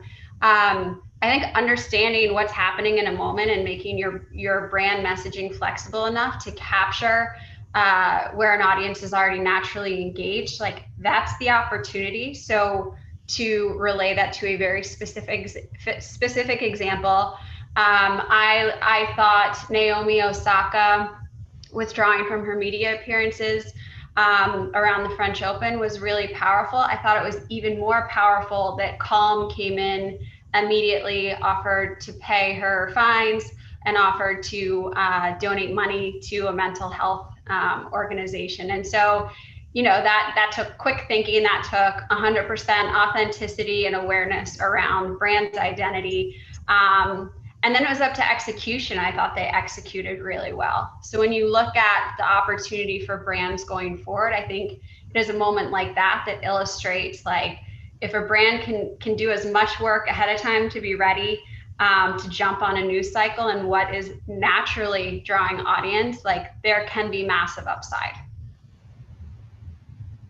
100%. No, and I think that particular case was so smart and so savvy, because it's also a question of authenticity and wanting to align very in an authentic, meaningful way with some of the conversation or the challenges or the different passion points or interest areas of these athletes who are so much kind of embracing building their brand and honing their voice across their social channels. So that was really wonderful to see.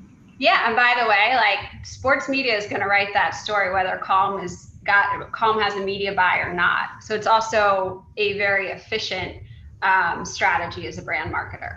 100%. And Trey and Alfie, would love to get your thoughts as well when it comes to, sort of athletes and gamer sensibilities, when it comes to, embracing social media, starting to share more of themselves and maybe getting a little bit savvier on how to really use these mediums in a meaningful way. Would love to get your thoughts on some of what you've seen, kind of where that trajectory could end up leading us from a brand standpoint, for partners, but also for athletes. Yeah, I mean, I think Sarah hit all the points, right? I mean, I think the athlete now has to become as savvy as the consumer, right? They can see through endorsement deals, they can see through the marketing speak, and so to fully leverage social platforms, athletes have to match that savviness. So, authenticity is key. We work with a lot of NBA players, and in order to have an authentic partnership with a player, we really value their interest and passion for our product, right? It's a video game. It's an NBA video game. Having them actually consume the product, play it, articulate what they like about it, what they don't, in a way that is meaningful to the consumer has a ton of value from our perspective versus just a fundamental endorsement partnership.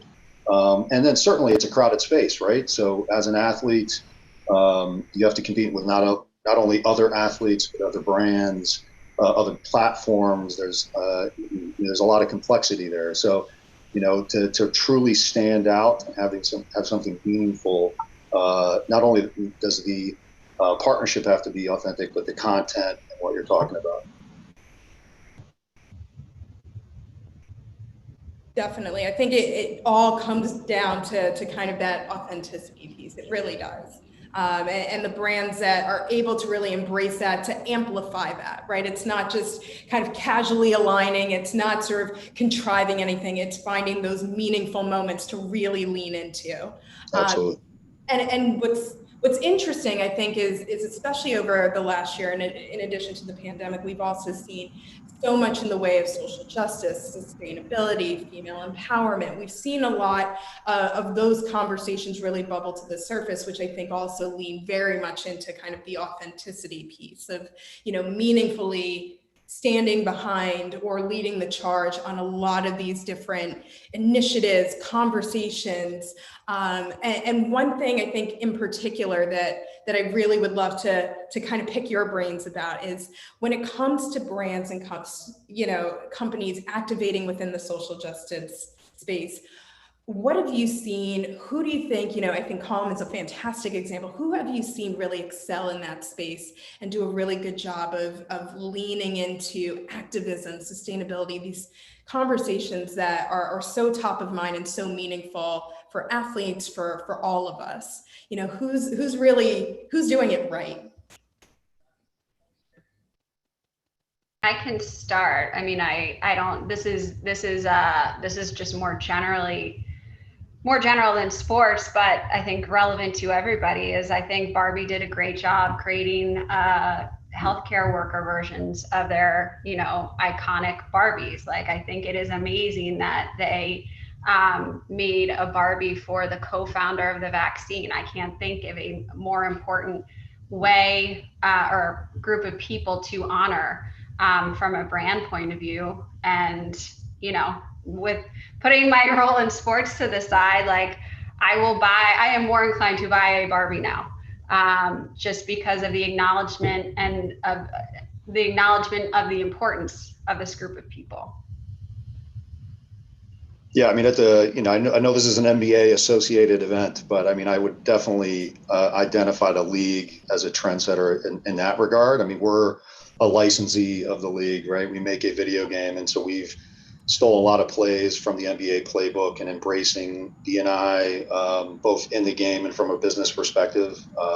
In the game, you know, we look at ourselves as a platform for discovery and self-expression. And, you know, over the past couple of years, we've learned a lot about building the technology into the game to allow our consumers to leverage that to self-express, whether it's, you know, putting something on a piece of apparel or coordinating a demonstration in our open world setting, and many other examples. But, you know, allowing the consumer to do that and with complete freedom, I think, is important. And then certainly from a business perspective, you know, I think there are a lot of brands that have learned over the past couple of years that we, you know, if they didn't know already, that the need to prioritize D&I internally from a business practice perspective, but most importantly, have a distinct point of view. You know, the putting a statement on social media in support of a particular oppressed group is not enough. You have to have, it has to be fundamental to your strategy as a company, and then you activate against that in an authentic manner. I think we've learned a lot about that as a company as well. Certainly. And Trey, curious from your standpoint as well, you know, given the investment in, you know, WNBA, given the investment in female empowerment as well, like what were some of the initiatives that you've seen or the approaches that you see that are doing it right, they're doing it in a meaningful, authentic way? I think you might be on mute. Sorry about that. No, all good. Seems like a common phrase these days when you're on a meeting, right? Sorry about that. But I would just say, you know, for us, we saw the opportunity to bring on more extraordinary female assets to really kind of help us tell, quite frankly, authentic and purposeful stories. And not to really kind of single out any one athlete or league, but I thought the WNBA did a fantastic job with the way they handled the environment, the social environment. And luckily we had, you know, 3 strong young ladies for us, and Bella Allery, Ty Harris of the Dallas Wings, and also Kyla Charles of the Connecticut Sun. And they really took the torch and were great brand ambassadors for us. And I think going back to your previous question was, what we try to do is be less, like that relationship has to be less transactional these days, right? Gone are the days where you're just partnering with people just to only promote your brand. The consumer, our target audience, cares about purpose. They care about change. They care about, you know, getting better, not just athletically, but just as people. And the more you can tell authentic and you know, authentic stories, quite frankly, through an organic lens, gives them a peek inside to like what you really stand for and who you really are. And we've seen great, tremendous, you know, benefit and success there with the athletes that we partner with.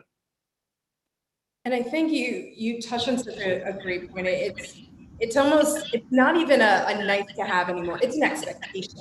You know, it's an expectation among consumers that there is going to be that meaningful stake in the ground in this space. Like there's going to be, you know, progressive and additive conversations around these topics. It isn't just kind of checking off a box or casually doing something. It's really investing in that space. And it's been really nice to see, I think, a lot of brands, a lot of leagues, a lot of different entities really take up that mantle and find ways to apply it in a lot of what they've done.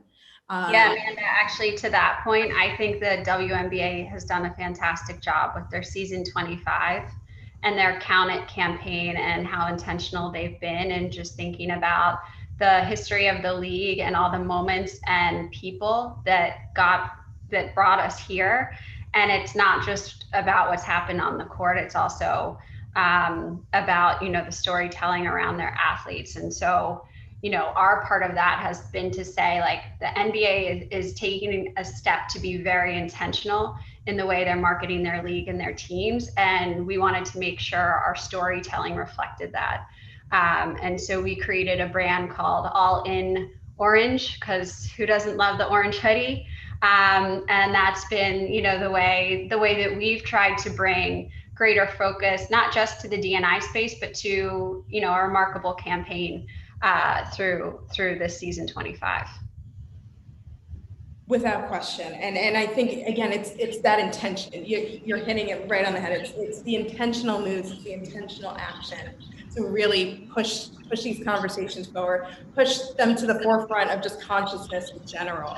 And I guess that leads me to, where do we go next to some degree, right? I think we can all sort of acknowledge the conversation, it constantly evolves and shifts, right? The conversation we're having around activism and sustainability last year is different than the conversation we're having this year, than the conversation we'll ultimately end up having next year. Curious, kind of around the horn, where do we see this going from our respective brands, for what we're seeing in the industry as a whole? What's sort of that next frontier, or those future plans when it comes to pushing this conversation forward in the activism space when it comes to sustainability? And Alfie, if you're up for it, can certainly start with you and sort of go around the horn. Yeah, I mean, I think, as I mentioned earlier, like the days of, if a brand chose to skirt by the topic are done. Like, you have to have a point of view. And, I think the consumer demands it. We all know the data supporting consumers, interest in buying products that they're passionate about, that do have a point of view on unity and unifying people and D&I, et cetera. And, from our perspective, we have the unique product that it's a living, breathing ecosystem. So we can replicate a lot of that priority and strategy from the real world into the game. So from, like I mentioned earlier, I mean, from a business standpoint, I think we've made a ton of progress, and it's become a priority, and it will continue to be. And now from an in-game experience, as the game evolves into the future and it truly becomes this, living experience that never goes offline, we have to prioritize it there as well. So we did a recent study, and our consumer is very clear that they want to leverage the game as a platform to express themselves. So we're adding functionality and modes and various ancillary experiences that allow them to do that. And it'll be a continual process into the future to really understand what they want out of the product. And then, because we've prioritized it from a technology standpoint, we hope to add that to the experience. And Trey, Sarah, would love to hear your thoughts as well. I mean, I think a lot of that progress, it really is just building on kind of what we've already been seeing, but in really smart, strategic ways, like kind of gathering all the information that we've seen, the trends, the expectations from consumers, the intentional approach to these conversations. Like, would love to also hear kind of from your end some of that planning, and where do we see that going next? I would say we're going to stay true to, first of all, what our mission, vision, and values are. And quite frankly, one of them is standing for equality. And we continue to do that. And I think the megaphone gets bigger, right? And I think, in all things, all marketing, all experiences, the way we approach, you have to have a point of view, or it has to be a factor in the way you're approaching the D&I landscape. So I just know for us, we have a plan that we're extremely passionate about, that we publicize on our UA Biz website. We're going to stay true to that plan because we believe it. Yeah, I would say just given our role in sports media, like, I think that paying far more attention to feedback from your consumers, I think that will just continue to matter. I feel like what is considered a sports topic has really grown. And the things we write about, the things we cover are much broader topics than, or a broader set of topics than 5 years ago. And so we need to continue to listen and have the feedback channels, whether that whether that means we're doing product dev work to collect those signals within our platform, whether it means we're constantly monitoring social or even moderating social, or really just finding places to hear from our audience about the experiences we're giving on the platforms where they want to consume media. I think that's really what will be key for us as a brand as we continue to evolve. That is a fantastic ending note, and very true, very true. I think across the board for all of our experiences and all of what we're seeing. So we have a few questions that have been lobbed in the chat. So I'm gonna pick some of them. We're gonna throw it out there. So one of the first ones I'm seeing, you know, kind of an open forum here. What is a new trend in the sports marketing space that really excites you? You know, whether it's technology, whether it's an approach to content, you know, whether it's the way that we're kind of reconceptualizing events and activations and experiential. What's a trend in that space that really gets you guys excited and motivated? I can go first.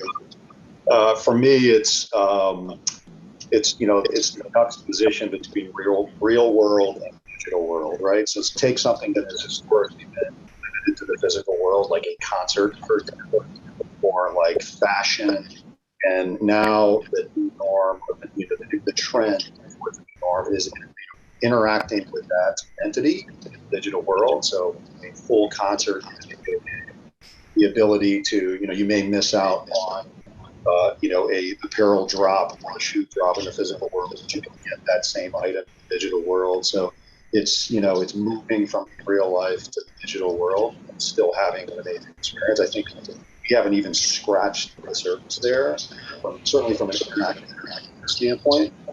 So I'm really excited about the innovation to come, especially leveraging, whether it's a mobile device or a gaming platform, et cetera, to be able to provide a better experience. I agree with you, Alfie.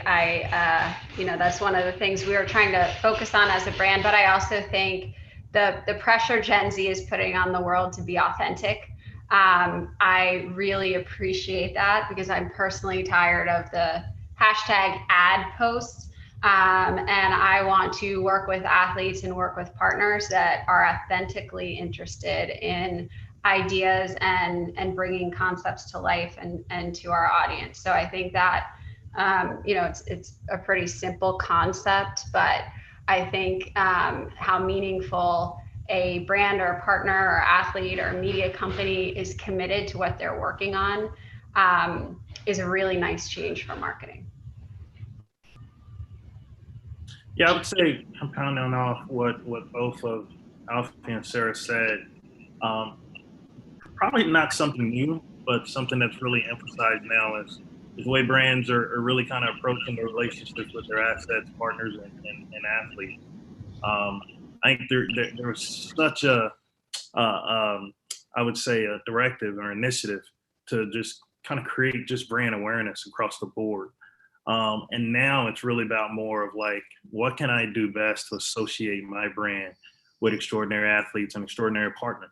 And the way you do that is really more storytelling, right? You really, you know, engage your partners to come, you know, to really kind of figure out like what they really stand for and what they want to, obviously, what messages they want to send to the athlete or to the consumer. And once they connect those two, right, I think that helps, you know, also as a bipartisan, connect you with that message to your brand.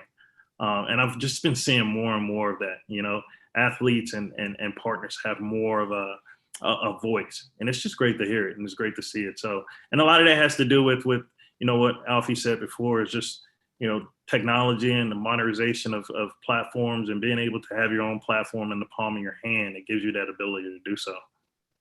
And it's that interesting convergence of storytelling with all of these different new mediums that have forced like that evolution in storytelling. Like, of course, there is that intention, there's that accountability, there's that more meaningful dialogue, but it's also when you infuse this layer of new innovative technology, it's, well, how can we tell these stories in more snackable, even though I'm sure we're all tired of hearing the word snackable, we're social first, in more snackable kind of interesting ways that are catered to these individual platforms. So it's a really fun challenge, to be honest, to kind of play around with and figure out the best approach.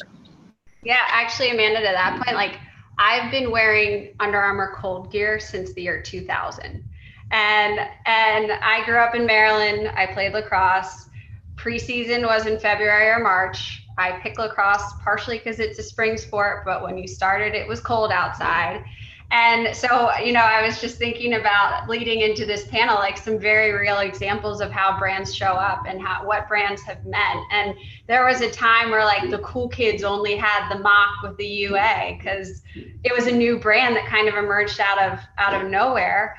And just thinking about, how kids today, I'm like, they didn't even know a time where there wasn't a good looking cold gear, long sleeve fit. Like we used to have to wear hooded sweatshirts under like our jerseys. Like it was painful.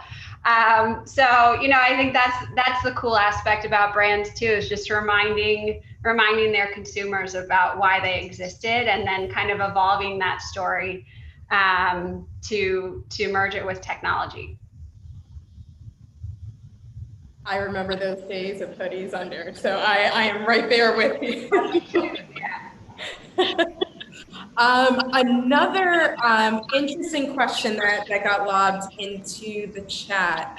And maybe kind of taking a step back, what is one thing that you learned during the pandemic that will stick with you for the rest of your career? I mean, I think for me, it was definitely being nimble and not getting too accustomed to what we've always done, and being able to kind of shift and pivot and kind of go with what is happening at a broader scale in our world and our communities.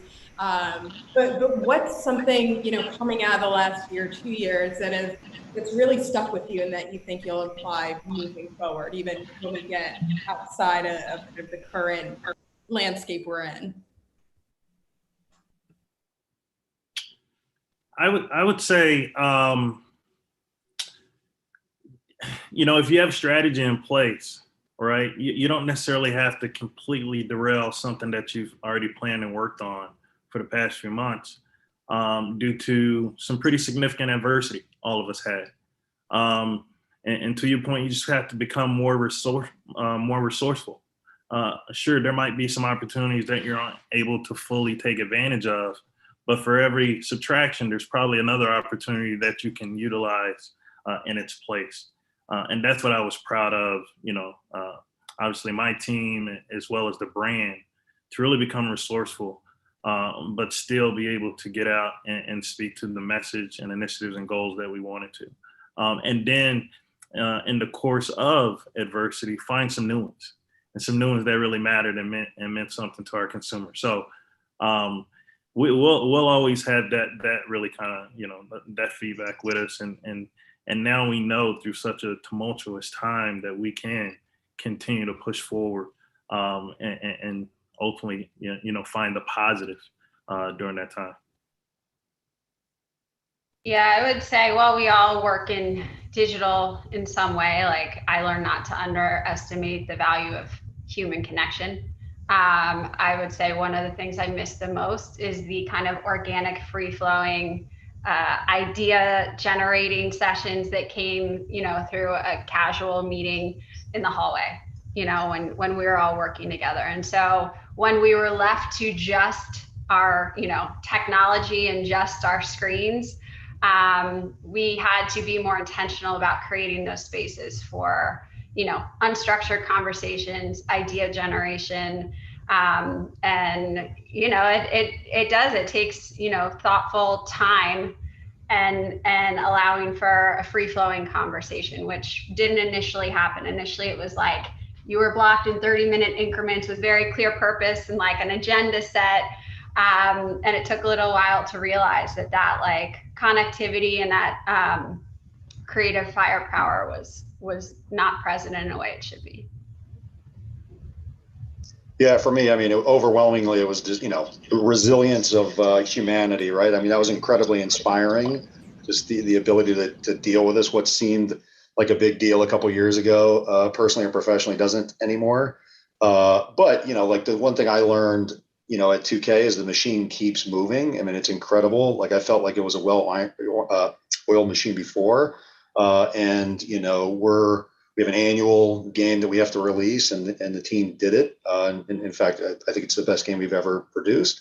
So, that was incredible insight that that people can do this through adversity from home without all of the resources. They can still do an amazing job. But to Sarah's point, I think the human interaction, the brainstorms, just being together as a team, like you definitely. We lost that over the past year. So I am definitely looking forward to getting back together, and it's hard to have that team dynamic from afar, but it is possible. Certainly, and I think as I am very much in a similar boat of there is a magic getting in a room with people and kicking around great ideas, but what's also, and I think Trey, to what you alluded to, in the subtraction of that, there's also been the addition of we've found kind of creative ways to still make some of that magic happen, even though we're separated by cities and states or even countries at this point. So that's been a really, really nice thing to, I think, see overall, and see that creativity, that firepower, that still maybe not the same way that we were accustomed to before, but still kind of finds its way into a lot of what we're doing. But here's to certainly hoping we can get back into just sitting together, kicking around some great ideas and thinking about some meaningful partnerships. So I see Jesse's back. I feel like that means we're out of time. So I just want to thank each of you for this discussion and obviously all of the work you do in continuing this really great conversation, and especially when it comes to activism, social justice, everything in that space. So really appreciate it. And it was certainly my pleasure to help facilitate. Thank you, Amanda. Thank you. Fantastic. Thanks so much, everyone. Such an incredible conversation to bring together all these brands from Under Armour, Yahoo, 2K, such a great group. So we'll have to have you all back on soon. Thanks so much for your time, everyone. Thank you, Jess. Fantastic. All right. Well, as always, we are keeping it going. Up next, we have Stephanie Mays, the Director of Sports Partnerships from MGM Resorts. I was recently in Vegas, so hi, Stephanie. And this session will be moderated by Jeff Alter, the Director of Product Marketing for New Star. Glad to have you both here.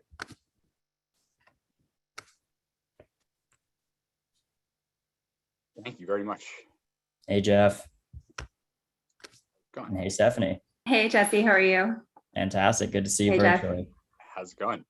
All right, so Good. I'll get right into it here. So my name is Jeff Alter. Thanks so much for joining today. I work for New Star as a product marketing director. New Star is a company that helps you know your customers, orchestrate their journey, and optimize your investments. Stephanie, can you please introduce yourself? Sure, yeah, thanks, Jeff. Stephanie Mays. I lead the sports partnership strategy for MGM Resorts, both domestically and internationally. Terrific. All right, thanks, Stephanie. Let's get right to it.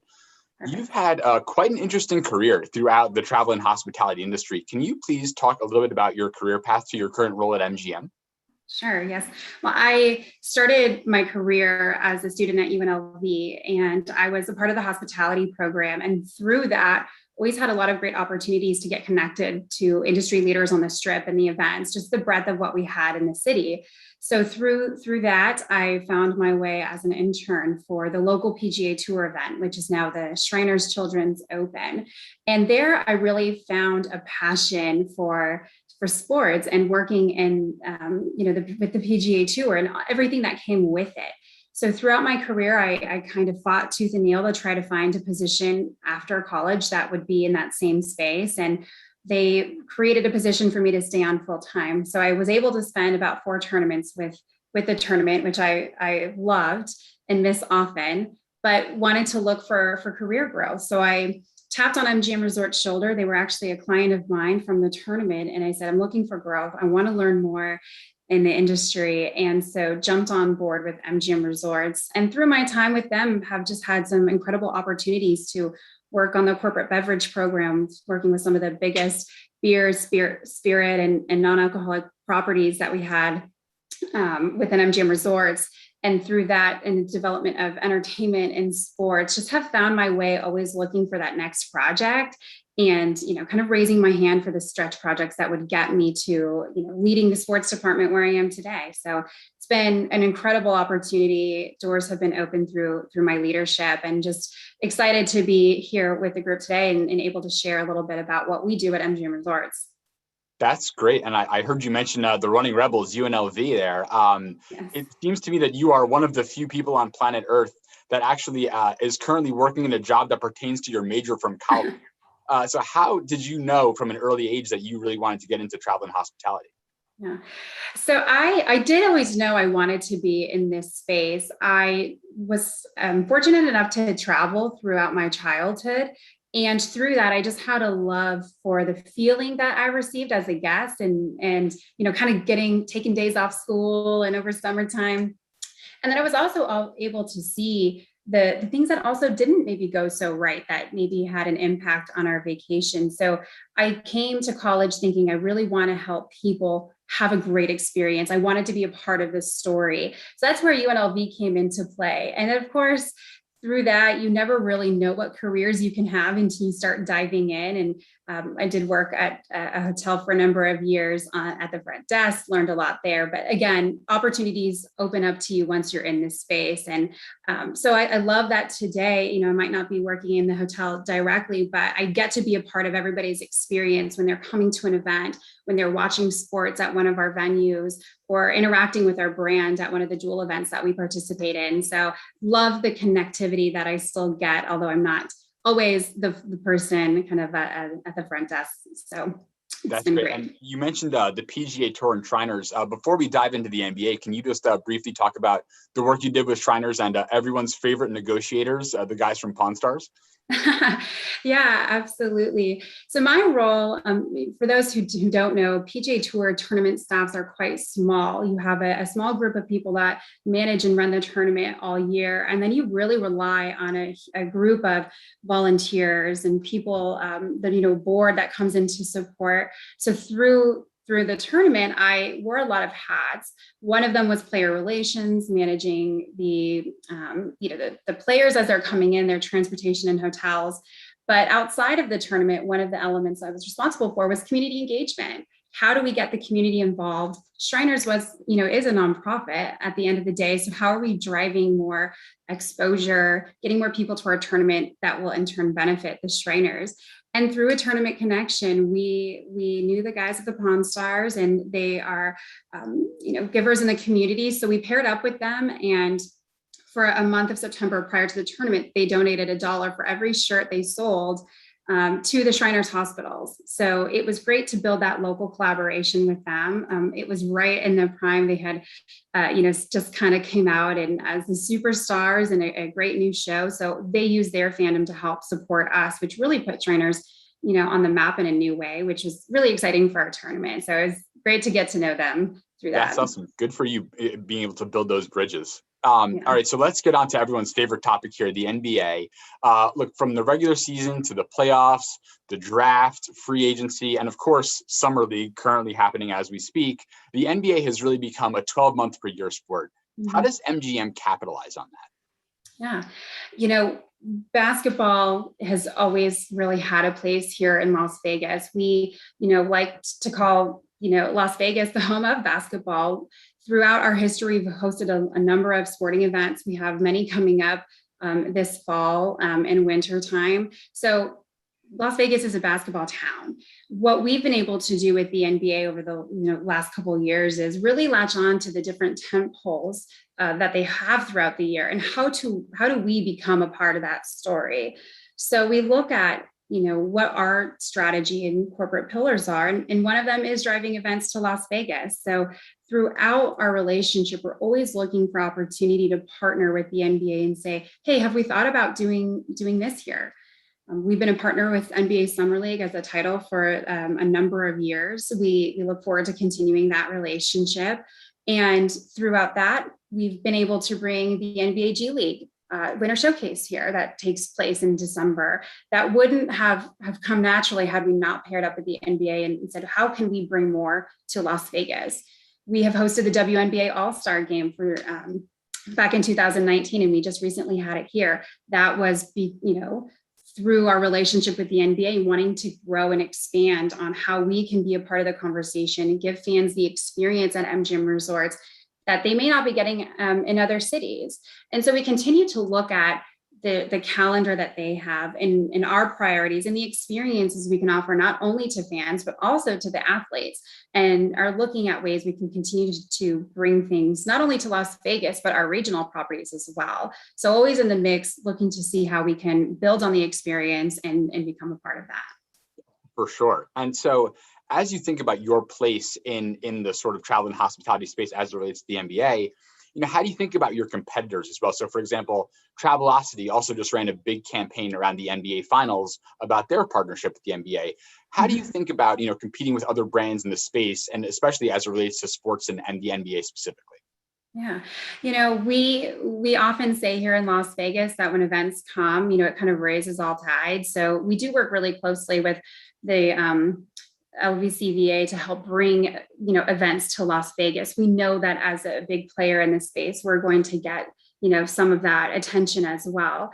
And really, in the case of Travelocity, we have partnerships with those third-party booking engines to help us drive our business. So while they might be, promoting that business, there is opportunity for us to partner with them on the back end as well. And so one of the areas we're looking to expand is how do we pair with the other partners in the NBA and continue to use their products to drive some conversation, MGM Resorts as a host and an experience that we can bring together and then drive additional conversation. I think one of the interesting things in that space is because we are an integrated resort property, and then we do have the sports betting opportunity as well through BetMGM, we also have an opportunity to, in some cases, provide more than others. We are not just a hotel and resort.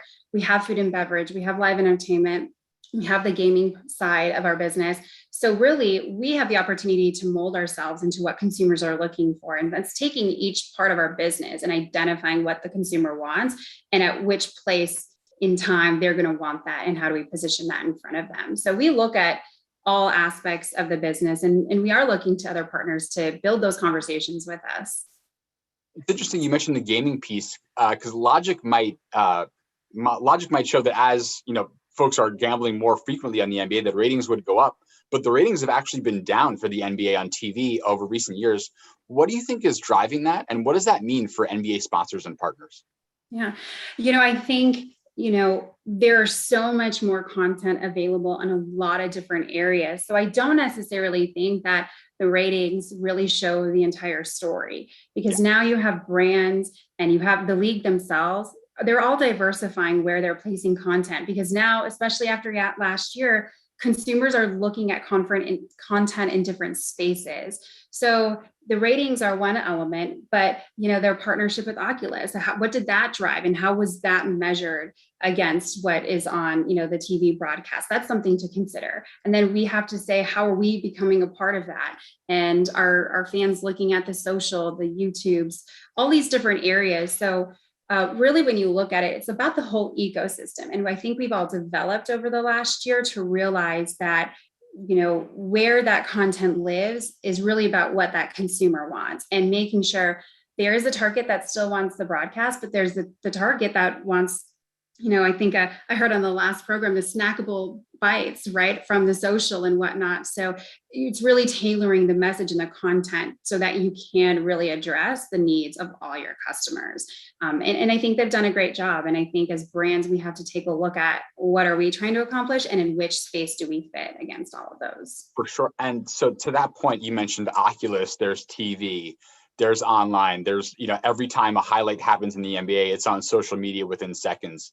What impact does that have on your marketing strategy, tactics, and your marketing mix when there are so many different places you could theoretically put your message? Yeah, our media mix, we really look at it again as a brand. It's not something that somebody can go and from the resort side, you can't just go and pick up the beverage from the local grocery store or whatnot. So we really have to be thoughtful about where we are putting our messaging. And it's a tiered approach. So there's the general message of we are MGM Resorts, and here's kind of our corporate campaign. But we like to drill into the markets where we have regional properties, and we're driving that conversation. Hey, get together with your friends and come to one of our properties and experience the game from a viewing, from one of our top sports bars. It becomes a viewing experience. And that's what we're trying to accomplish, is how do we provide that experience to fans that might take them out of their home and into one of our properties? And that could be done in a number of ways. So we look at our mix, and there's the overall brand campaign, but then it's drilling down into, again, those different demographics and what are they looking for. But then at the end of the day, when we get to these big pillars like NBA Summer League, it's all about driving those fans to our market. Come be a part of that experience, come be a part of the crowd, cheer with us, at the arena, and then come and enjoy the evening back at our properties. Because then after the basketball's over, you still have the food and beverage, you still have the nightlife, and you still have the concert entertainment experience. And so it's really finding the right moment to promote that throughout the life cycle of an event. So it's ever evolving, and we're looking to develop more content that shows how fans might experience that. So I think that's kind of the next evolution of where we're going, is not just doing the brand messaging, but also showing the experience people are having, which I think will get more people excited. And it sounds like you've got so many touch points with consumers, be it, sending folks off to your regional locations, getting folks, into Vegas, and then, experiencing all the rest that MGM has to offer. So there's a lot of legs seemingly that sort of branch off of that partnership. How do you measure the overall value of MGM's partnership with the NBA? Sure. Right now, we're really hyper-focused on a couple of our key pillars. So our BetMGM product is of course, the new brand that we're leading with. It continues to expand, month after month of entry into new markets. So the BetMGM brand has a very specific goal and target. And so it's really looking at that and saying, how can we leverage the content that we're getting through the NBA to drive more of those customers to our product? And in turn, then how can those customers work with MGM Resorts and get some of the benefits that we can offer? So it's about what that ecosystem looks like and how we're grabbing more fans to become a part of our story there. The other areas are just kind of what I spoke about, bringing people to Las Vegas, curating these specialized events like NBA Summer League, G League Winter Showcase, and how are we bringing the fans to our properties? That really tells a story, because we do know that when people are here, there's the history of what we think customers are going to do. So having the fans at our properties is really key for us, that we're looking to measure and continue to grow as we come up with new content ideas.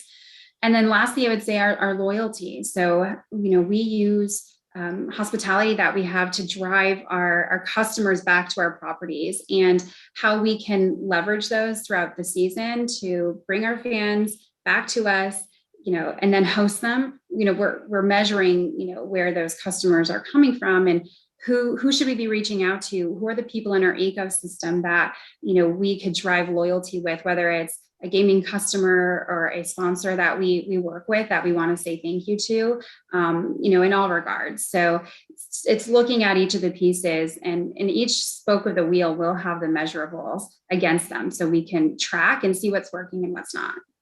Interesting. And you mentioned the fans. I think there are a lot of different ways that fans are interacting with the NBA these days. I think when I was a kid, it was all about loving your team. But now you see much more frequently, the superstar players are changing teams. And if someone likes LeBron James on the Cavs, now all of a sudden they love LeBron James on the Lakers. Yeah. So what does that mean for MGM as you think about forming relationships with potentially teams or players versus the NBA as a whole? Yeah. So our team relationships and all of our relationships are really built out of, kind of the three pillars I mentioned previously. As, number one, are they in a location where sports betting is legalized and we have a skin in the game there? So that will drive the conversation as far as our sports betting product. And if there is that opportunity to partner with them to drive that conversation. Then when you look at some others, it's, we've hosted preseason events in town before with the NBA. So how can we drive more of that? And we tend to work with partners that are going to bring those to us and are willing to work with us and take that opportunity to bring their team and another to Las Vegas to create that experience for their fans. So really, when we look at the teams, there's a number of different elements, and really our goal is not in those cases, not always about the fandom of that team, but there's opportunity for us to capitalize on that, because now, as a partner of the Lakers and with LeBron there, what can we do with them to drive more of those fans? And they might be, Lakers fans, or they may have been the Cavs fans, right? So how can we continue to drive them here? It's really about meeting the partners where they are and where they meet our objectives. And then we will find that story, and we'll hear what our customers are looking for, and we'll mold it in a way that they do want to become a part of the story, even if, they were a fan of one team or another. And it sounds like you've got a lot to mold, right? I mean, the contracts, the partnerships, it seems like MGM is very busy. You mentioned in a recent interview that due to the pandemic, you actually had to renegotiate numerous partnerships and contracts. I believe you mentioned it was over 100. What was that like, and what lessons have you learned from it? Yeah, I think we were all kind of in a space of the unknown. And I think a lot of us had gone through that exercise with our partners and our internal teams. Specifically on our side, I mean, first, I feel like I could be a lawyer now. I feel like they should just give me my JD for that. But, it was a time where we could really focus on what was important to us. And I think it did shift our priorities as a company, and maybe not shift them completely, but really highlight what we are looking for. And when we went to our partners and shared our story, I think we came to it from a place of understanding, because much like the sports industry, our industry was shut down. And so together we were kind of in it and had the understanding of where both partners were and where we both wanted to go. So what I learned from that is, keep your eye on the prize and be able to flex and collaborate and identify the new opportunities and how you can go forward. And maybe it wasn't immediate in some cases, but others have flourished and identified new opportunities for us to grow for future years. So it's really about coming together and understanding your partner, and then just making sure that you have your priorities so that everything becomes a win after that, right? I mean, every step we took after the closures became, hey, look what we're doing. This is great. And it was because we were hyper focused, and our partners met us where we needed to be. And we're really grateful for the support that they had. And now we're coming back. We've got the NBA Summer League. We hosted USAB training camp and the WNBA All-Star Game. So in working in tandem with them, really, we feel like we've come out bigger, and we're ready to get back to sports here. And I think we've already done that in the last couple of weeks. Good for you. Well, if I need some legal advice, I'll follow up with you offline for that piece. And in addition to the NBA, are there other sports that are interesting to MGM? I believe you might also have some partnerships in golf and rugby. We do. We run a full gamut of relationships in the sports space. So, we have our league relationships with MLB, the MLS, NHL, as well as the NBA. We have team relationships across those sports.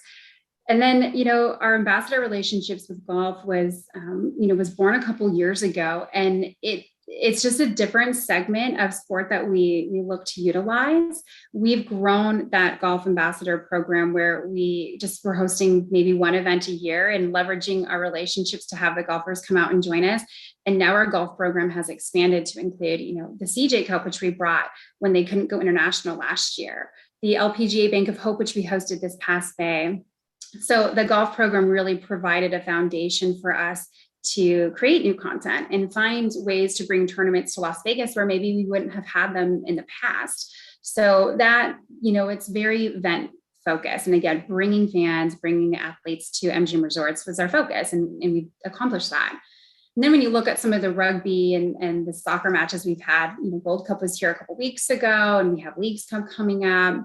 Rugby will be here at the end of October. And those relationships, are driving business and sports to Las Vegas. We want to be in the conversation. We want to be where all sports are happening. And so we partner with those events that come into town. And why it might not be a full season long relationship with some of those, it provides us an opportunity to bring a new consumer to MGM Resorts and show them how we can host them and give them that great experience, which maybe they wouldn't have had before. So we're always looking at events. How can we support what's happening in Las Vegas and join the party? So it sounds like you've given a lot of thought to how you think about, treating sports fans and messaging to sports fans. Lots of people love sports, but not everyone. So how do you think about segmenting your customers and prospects to ensure you're serving the right messages and content to potential sports fans that might be joining you at MGM versus non-sports fans who are just there to, enjoy everything else there is to do in Vegas?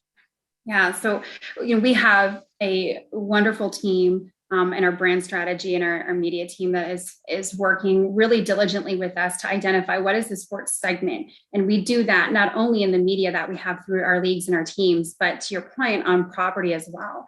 And we realize that maybe not everybody is in town right now for the NBA Summer League. We want to give them the opportunity to explore that, but we also have so many other offerings. So it is really a juggle between, what's happening in town this week versus, what a fan is looking for, or just a customer who's looking for the nightlife or the food and beverage or the pool and spa experience. So we work really closely with our team. And so, MGM Resort is a huge ecosystem. So it's almost, there's so many places that content can live that we just find that balance. And oftentimes we know where sports fans will skew on our properties. And so that's where we'll push messaging. We know that other consumers who might want more of a luxurious experience, we know where they're going to be. So we try to identify those locations ahead of time and make sure that, each consumer is being able to see what they want, but also have the opportunity to maybe like a summer league. Yep. So building in that flexibility. Looks like we're almost up on time. I'll give you the floor. Any other advice for our audience when it comes to sports marketing in general and specifically the NBA? Yeah, I think what we learned is just to really look at what you are looking to accomplish, right? What is your strategy to connect with fans? What are you going to provide? And what conversation do you want to be a part of? And really taking a look at the different areas of the league and maybe you don't have to be a part of everything, but find places that do resonate with you and do them well and do them big and continue to grow on those. And I think once you identify where you want to be in that space, you can find a really great pocket where fans will work with you and see the potential brand. That's awesome. Jesse, I see you're back. Is that time for the next one? Yes, unfortunately, the time has ended, but Stephanie, Jeff, thanks so much. We'll both have you back on very soon. Really appreciate all the insights. Vegas is such a unique story regarding the pandemic. So really appreciate the insights, and we'll have you both back soon. Awesome. Thank you very much. Thanks for having us, Jesse. Jeff, thanks so much. Have a good one. Thanks, everyone. Fantastic. Well, up next, we have our last panel of these 3 days. It has flown by, but I think we have an incredible way to cap everything off. We have an incredible panel discussion on the topic of WNBA athletes as activists, and we have some incredible guests and moderators. So please welcome Bethany Donovan, the head of WNBA League Operations, Elizabeth Williams, a current Atlanta Dreams center forward and a current player. Thank you, Elizabeth. And then moderating this session, we'll have Tiffany Pettit, the Director of Strategic Partnerships, and Holly Rowe, a reporter and play-by-play commentator for ESPN. Welcome. Hey, ladies. Hello. So excited to be with you all. We've had such a fun Olympic break watching our dominant U.S. women's team and many, many WNBA players succeed everywhere else. It's just been a really fun break, but here we are back again, right, Tiff? Yeah, totally. Super excited. I feel almost not worthy, I have to say, to be talking with you guys today. So, I'm just excited and thrilled to hear what you guys are doing right now and to kick off the conversation. So yeah, let's kick off our conversation. We want to introduce our panelists here. Bethany Donovan, who is the head of the WNBA League Operations. And Bethany, I've worked so closely with you, and I just want to say thank you for all you're doing. I don't think anyone realizes how impactful you have been in the advocacy work with the WNBA players and all that they're doing to use their platform so effectively. Also joining us is one of my faves ever. Elizabeth Williams from the Atlanta Dream, best post player there in Atlanta, doing so many wonderful things. Just named the Sports Humanitarian Team of the Year, and you were able to give that beautiful speech accepting that award. So thanks for joining us, ladies. Bethany, so I want to start with you because you have been such an advocate of lining up Zoom calls. Last year with everything happening in the WNBA bubble, Breonna Taylor's mother was someone that the players got to speak with. You're talking with the people from the voting rights, Stacey Abrams in Georgia. How have you been able to, in addition to all the other things you're doing, really help these women put their platforms at the top and help them be advocates? Great question, and I'm always happy to be on a call with you, Holly.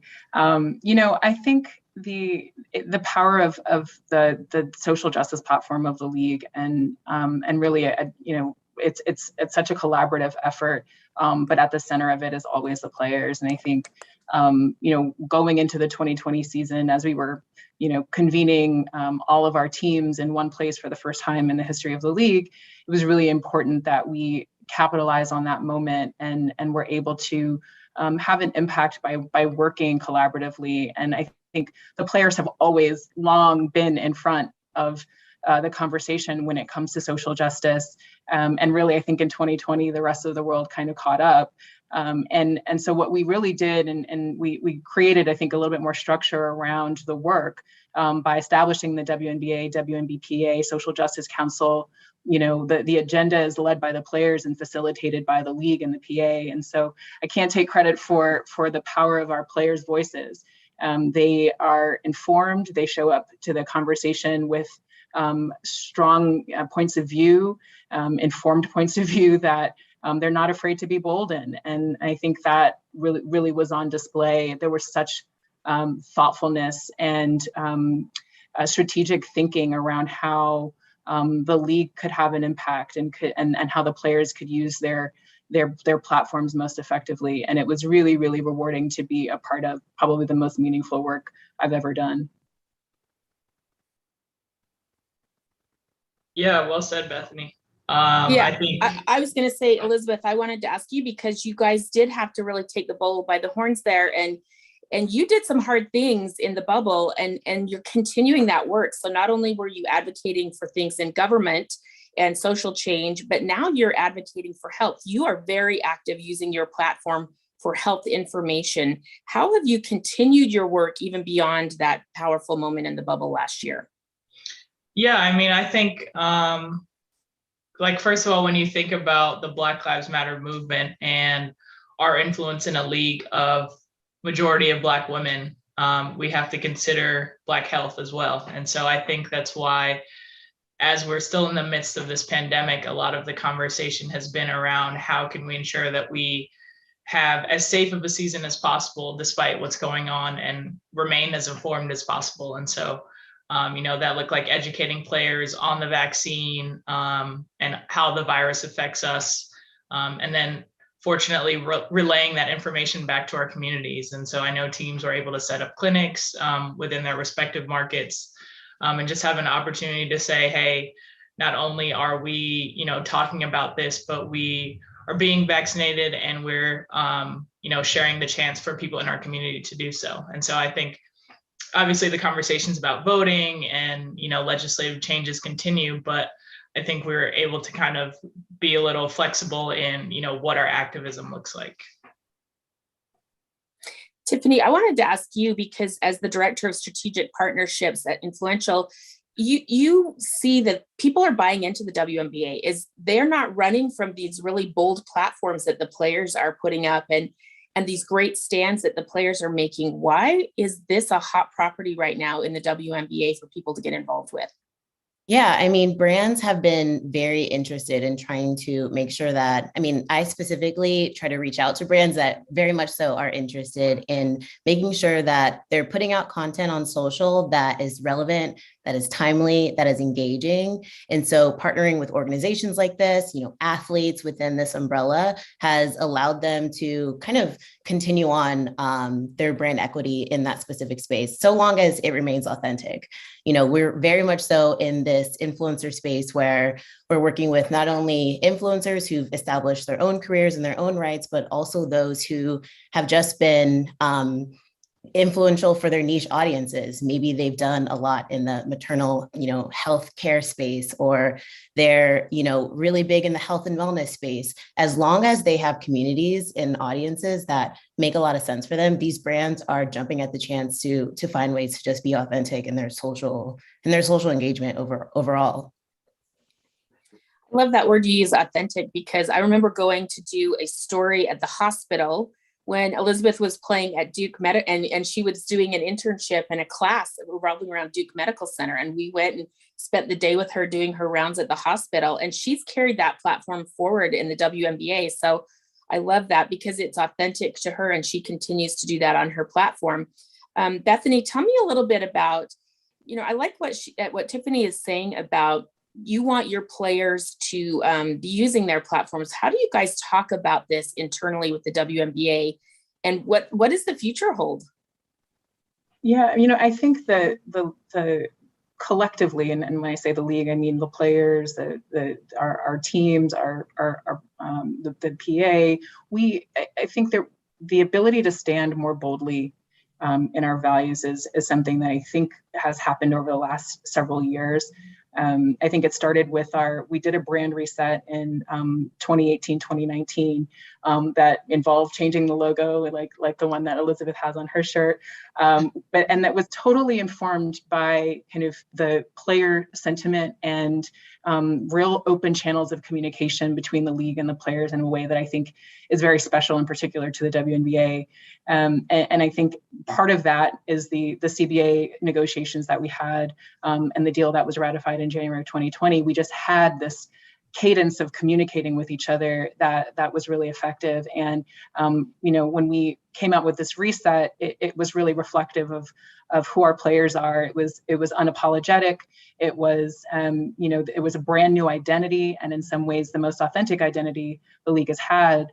And so, when all of that is, when you're engaging with the WNBA as a marketing partner, as a broadcast partner, you understand that the league is a bold, progressive league that stands for the power of women. And I think that has been our North Star in the last couple of years, especially, and has informed the way that we talk to players about what we're doing. And it's a partnership. It has to be. We're still in the stage of trying to grow awareness, try to grow fan engagement. And I think the more that we can be aligned with all of our stakeholders, with the players at the center of that, the better that we'll be at it. I have a question to jump into that, Bethany. I'm curious to know, what do those rooms look like? I think, for us, it's very obvious things that might need changing, things that might need updating from, a brand perspective. What kind of research are we looking at? What do those rooms look like? And how are those conversations being established and with what stakeholders? When we did our brand reset, we actually worked with a brand strategy firm called Sylvain, and we brought the players into the conversation. That was when we were actually physically meeting in rooms on a regular basis. So very different than now, but the communication continues. And in some ways, one of the silver linings about having to go through this pandemic is that we have these means to communicate with each other more frequently. And I think it was, certainly the first time that players were as involved in some of those processes, and we're being, I think, really honest about what the league stands for. And I think there are ways that, and that's being communicated not just in the way the brand showing up, but in the conversations that we're having, with sponsors, we have this incredible Changemaker platform that was launched a couple of years ago, and the brands that are coming in and investing in the league know what we stand for. And I think that kind of candor in our conversations has been really helpful. So the rooms are very honest. I think the rooms are authentic and the rooms are bold. Love that. I like that too. This brand, I would say, is super trendy right now. And it's funny, you talk about the brand. I look at it from a basketball. The basketball's never been better. That has not been the issue. I think the trajectory of the productivity and the excitement on the court is marrying this moment in time in history where it's so hot and so trendy. Is Elizabeth, I'm just curious, and maybe all of you could answer this, is why do you think the WNBA is finally hitting a sweet spot and is like so trendy, the brand? You know, I think about the orange hoodie and all the power that has now. Yeah, I mean, I think the reset did play a big part of it, because it's like Bethany was saying, there was an opportunity for players to also have their input in those conversations. And I think a lot of times when companies want to make these changes, they are not necessarily getting the input from the people they need to get it from. And so actually having, because we've talked about how our authenticity drives us, so actually having the players in these rooms talking about, you know, having this new logo, you know, having her out of the box and, you know, looking free and kind of embracing those types of things and having those conversations combined with the great basketball, it was like the perfect timing. And we were still able to keep some staples, you know, keeping that bright orange color, which eventually, you know, morphed into the hoodie. So just the opportunity to have those conversations, let the authenticity of the players kind of drive them, combined with a great product. I think that's how we are starting to see this moment in our sport where it's really popular. Tiffany, why do you think it's kind of booming now? You know, like it seems like this is a brand people want in on. Why do you think, from your perspective, that reset and it's hot right now? It's so funny because I feel like a lot of these brands, I mean, for the longest time, when we're working with brands, at least, it's always been about making sure that we're driving some sort of ROI. And typically that's a dollar sign. Typically it's, you know, attributed to something very tangible, tune in, foot traffic, or, you know, download, something specific like that when it comes to influencers, at least. But now it's really about social ROI. And again, relevancy, authenticity, and market. They are more interested in the creative storytelling, the people that are telling these stories on behalf of them as a brand, and making sure that that messaging is like resonating with audiences. Although, you know, as businesses, I'm sure bottom line is bottom line, but at the front of it all, at least leading these conversations, it's really about telling the right story. And so you can't be tone deaf in this market right now. People will call you out, and that is more detrimental than a quarter, you know, of like benchmark or below average sales at this point. So I think it's a matter of, it's kind of tough because I want to think and believe that everything is authentic, which it is for a lot of major brands. And so having people just continue to add to the conversation that are part of the audience, kind of like making it come to life, I feel like that's super important. And just the future, it's like about time, I want to say. It is about time. We've been grinding, but it's paying off right now, right, Bethany? Totally. Well, I think that's what's so heartening about this is that, you know, I think everybody recognizes what WNBA players did in 2020, the way they changed the trajectory of history, the boldness and the leadership that they've displayed. But all of those things lived alongside actual business metric growth that matter, right? So we had 68% increase in regular season average viewership. We had 4x growth in our merchandise sales. We had, you know, innovation around, we implemented tap to cheer to bring fans into the game, even though we were all in a single site in Bradenton, Florida. We had 140 million taps over the course of the season. So we're seeing that these things can live alongside each other. And I think there's probably a time when maybe there was some you know, concern that you can't be bold and progressive and then also see the business, you know, go to where you need it to go. And I think that that's starting to change in a meaningful way. And we're excited about, you know, that trajectory. I think that's interesting because, you know, for a long time, I remember in the early days of the WNBA, there was always this conversation about LGBTQ. And this is like one of the first leagues that I feel like really leaned into that space and was having Pride Night. All of the different franchises really leaned into that space. And we're seeing that is a huge consumer group. And I think the WNBA was one of the first to live in that space. How important do you think that's been? Maybe all three of you talk about why you think that has been important. I mean, I think it's big. I think a lot of times the W has kind of been first, even if they're not necessarily recognized for being first. But that's kind of the nature of the players and the organizations that we have, having teams and ownership groups that understand the importance of these things and understand what our fan bases generally look like, and then embracing that. I think it's big. So I think it says a lot. And I mean, we've continued to kind of push the envelope moving forward as far as, being first and being bold and things that aren't necessarily as popular. I love that you said that, Elizabeth. It's like you guys were doing the work already. It wasn't on the highest pedestal, or it wasn't said the loudest, but it comes from within, not just, a reaction to it. And I think that's really important. I think that brands need to continue to see these sort of examples out there.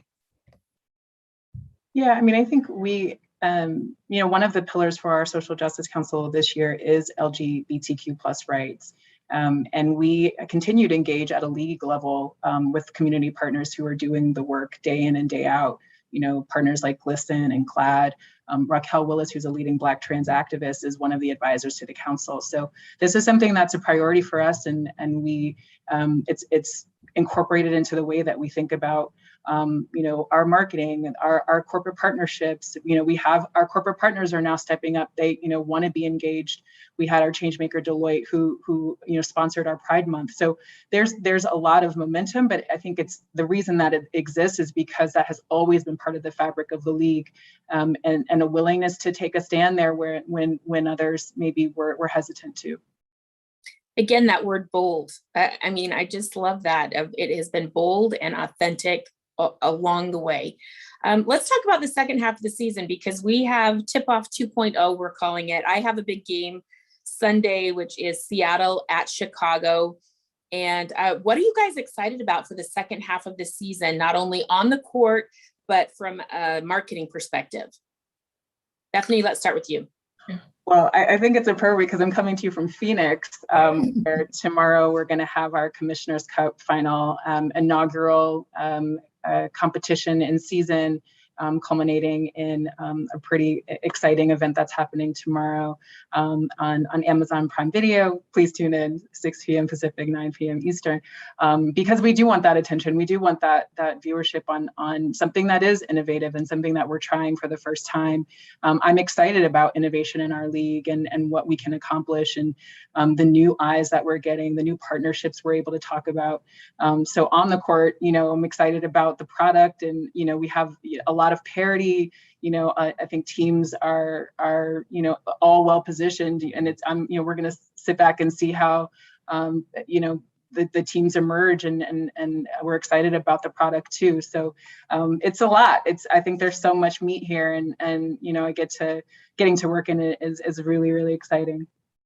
Not only meat, there's cash. There's $500,000. Well, there's definitely cash on the line for tomorrow. There's a $500,000. There's a $500,000 yes.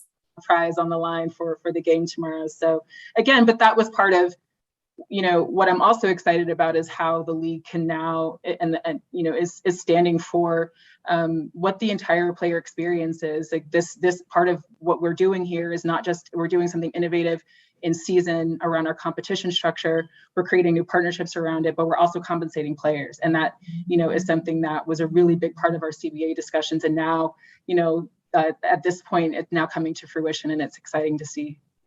Yeah, I was just going to say that, Elizabeth, what did you think when you heard about this new opportunity and you were like, oh, they've talked about compensating us more, and here we go? Yeah, I mean, Bethany touched on it. We had these conversations in our CBA discussions about creative ways, ones for players to feel like they're more engaged and also feel compensated. And then obviously it's a great branding opportunity for the league and for its partners. So honestly, it's a win-win. I mean, players are excited to win more money, money talks, and it's just a unique way for fans to be engaged as well. So we talked a lot about these creative opportunities, and it's cool to see it come together. So I'm excited to watch the game tomorrow, and obviously excited for the second half of the season because, the Olympic break was pretty long. So there can be a whole lot of changes in what rosters look like and how teams come back out of it. And I think that's going to make for an exciting second half of the season. Yeah, I think fans being back, many of the arenas are going back to full capacity. I think we're going to see some physical excitement, some energy poured back into the league. Tiffany, I'm curious, what would be a best case scenario for the second half of the WNBA season from a marketing standpoint? Yeah, that's so funny because I'm like putting my marketing brain on, but I'm also thinking about my college cheer days. And like, I'm really excited just for people to be interacting again and, posting on social. I mean, we do a lot of social listening here. So just the excitement and eagerness for people to literally watch sports, but then also physically be able to go back in has been really exciting. But from a marketing perspective, I think that I'm excited to see brands like in organizations like this lean into ideas and dare I say risks. I think it's a very really awesome, I want to say win opportunity, less of a risk. I feel like that the organization's doing right now. I feel like it's a long time coming for the most part. And as a marketer, I feel like they're going to see a lot of different sort of success metrics at the end of it, which is going to only inspire, hopefully, even more of this in seasons to come. So I'm really excited about all of that. Okay, Elizabeth, what did you do in your Olympic break? Tell me how you organized your life and your time to be productive and also regenerate. The first half of it was just relaxing. We don't usually get an opportunity to really rest for an extended period. So it was seeing family, just hanging out. And then we've been back in practice for almost like 10 days, I think. So we're kind of back in the groove, and it's almost like another training camp. So it's kind of like a chance to relearn everything and feel like you're kind of getting everything back to how it was. So that's kind of been nice to just practice in, but I'm even more excited to be playing again. So we're going to be in Phoenix this weekend, just ready to get back on the road and back in the grind of playing. You talk a little bit about roster changes. You also have some roster changes. Tell us a little bit about what will be different about your team moving forward. Yeah, so we signed Candice Dupree. She's a vet, a true vet. I think this is year 16 for her. And so she has a lot of experience and championship experience. And so we're excited about that. And, just adding another level of depth to our team as we're just trying to figure things out. It's like I was saying, the second half of the season, I think it's a really big opportunity for us. And I think you'll see a different team and how we approach the game. So I'm really excited about that. Bethany, I was curious, we've just seen this big bump of, USA women's basketball coming off the Olympics and what this dynasty has been able to accomplish with a 7th straight gold medal. What are some things that the W has talked about and that you guys want to do to try to capitalize on this moment in time, not just for the WNBA, but also for women's basketball in this country? No, I've been energized by the chatter that you hear on SportsCenter about kind of why aren't we talking more about this team? And I think that's really heartening. And I also I'm excited about 3-on-3. I think it's the first time people really got to see the sport. And obviously we have WNBA players who got the gold there too. So I think there's a lot of opportunity around competition innovation and how we are talking about these athletes. I think the greatest dynasty ever conversation has been really intriguing, and I think that it's the right one to be having. Giving kind of props and recognition to what our athletes are doing. And the other thing too is like, everybody's talking about this US team, but there were a lot of Olympians representing many countries across the Olympics. And so it just speaks to the talent that's in the league and, the level of play. So I think there's a lot more to come around, this conversation and around innovative basketball formats. I'm a little salty. I keep thinking that they deserve like a ticker tape parade. You know how women's soccer got the ticker tape parade in New York? And I know it's because we're in the middle of the season that we can't do that. But one day I just need every person that's been on these 7 gold medal teams to be involved in a ticker tape parade in New York. That's my goal for USA women's basketball. I'll help you organize that. We'll get a brand. We'll get a brand involved. Get a sponsor. We're putting it out into the universe. Any sponsor, please come on board. Happy to have you. Yeah. All right. Before we let you go, we're running out of time here. Any last thoughts from you ladies on the importance of the WNBA and how they're marketing in sports right now and really capturing this platform? I could start. I mean, as someone who's been in the league for 6 years, going into 7, and also been on the union side and been part of union leadership, it's just been really cool to see the growth, to be honest, and to see the openness of the conversation between the union and the league and what we want to do, and the openness of the bigger brands to invest in us. I think a lot of the conversations about women's basketball and women's sports is, okay, but where's the investment? And I think we're at this point where we're seeing that investment and it's paying off. So I'm just excited for the future of our brand, and always excited to represent the players of the W for everything that they do on and off the court. Well said. I think, we're celebrating our 25th season, and the tagline for this year is "Count It," which is really about the confidence in kind of what you're doing, but also kind of the forward-looking approach to what you will do. And I think that I'm excited about what this league will do, and really to Elizabeth's point, the recognition about women's sports, and I think changing the valuation model for women's sports is an important next step. So I think I'm excited about the next 25 years, and the steps that we can take in making this brand stronger and as culturally relevant as it's become, and maintaining that. I love that. I agree with both of your sentiments. And, from a sponsoring and marketing perspective, I'm excited to bring people like you to the table and continue to collaborate and foster conversations that matter. Because this is something that isn't short-lived. This is something that we need to continue to, have be a part of our framework as we think about reaching new audiences and just putting ourselves out there for years to come. So this is all really exciting. Yeah, I'm going to get on my soapbox for one quick second because, in my seat for ESPN and ABC, our ratings have never been better.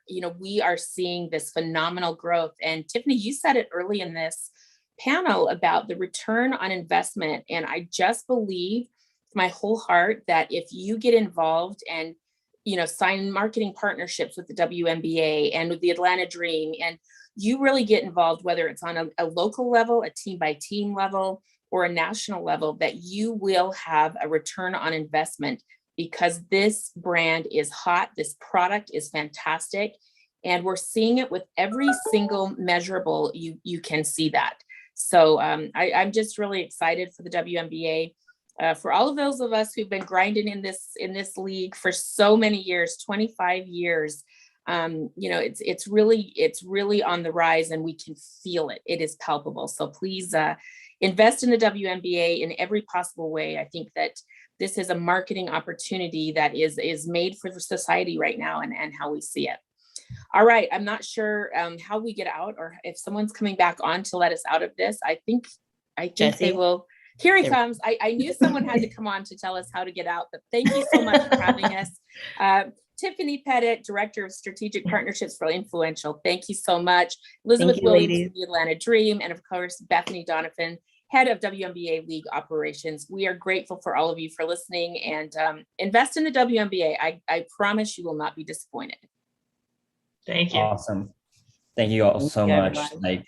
This is incredible. It's always incredible when we can use our platform to highlight amazing things going on in our world outside of our little marketing bubble. I just appreciate all you ladies coming on. The WNBA has been and continues to be at the forefront of change and social justice. So I really, truly admire all the work that you ladies do. And thank you so much for joining us. Thank you. Thank you for having us. Thank you, ladies. Bye. Bye. Have a great day. Again, huge thank you to Bethany and Elizabeth and Holly and Tiffany for leading that discussion. Wow, that is it. That is our 3 days of programming. There are too many people to thank, but I'm going to take a shot at it. I first want to thank our partners at the NBA, especially some of the names behind the scenes, such as Ed Winkle, Lauren Sullivan, and Chris Eldab. They helped put this together, connect us with all their incredible NBA League office speakers, such as Kate Javari and the rest of her team. I want to thank all the 30+ brand side marketers and session sponsors. There are too many to name, but we had current athletes, former athletes, brand marketers, and everything in between. It was such a special and diverse crowd that we had on this week. So I really just want to thank everyone who was involved. Please shout out our sports marketing upfronts committee, in particular our co-chairs, Matt Coleman of State Farm, Rasan Johnson of United Airlines, Justin Toman of PepsiCo, and Lance Evans of MGM Resorts. Please stay tuned for our future programming. We'll be doing some hockey upfronts, baseball upfronts, motorsports, all sports marketing upfronts. It lives here at Brand Innovators. Thank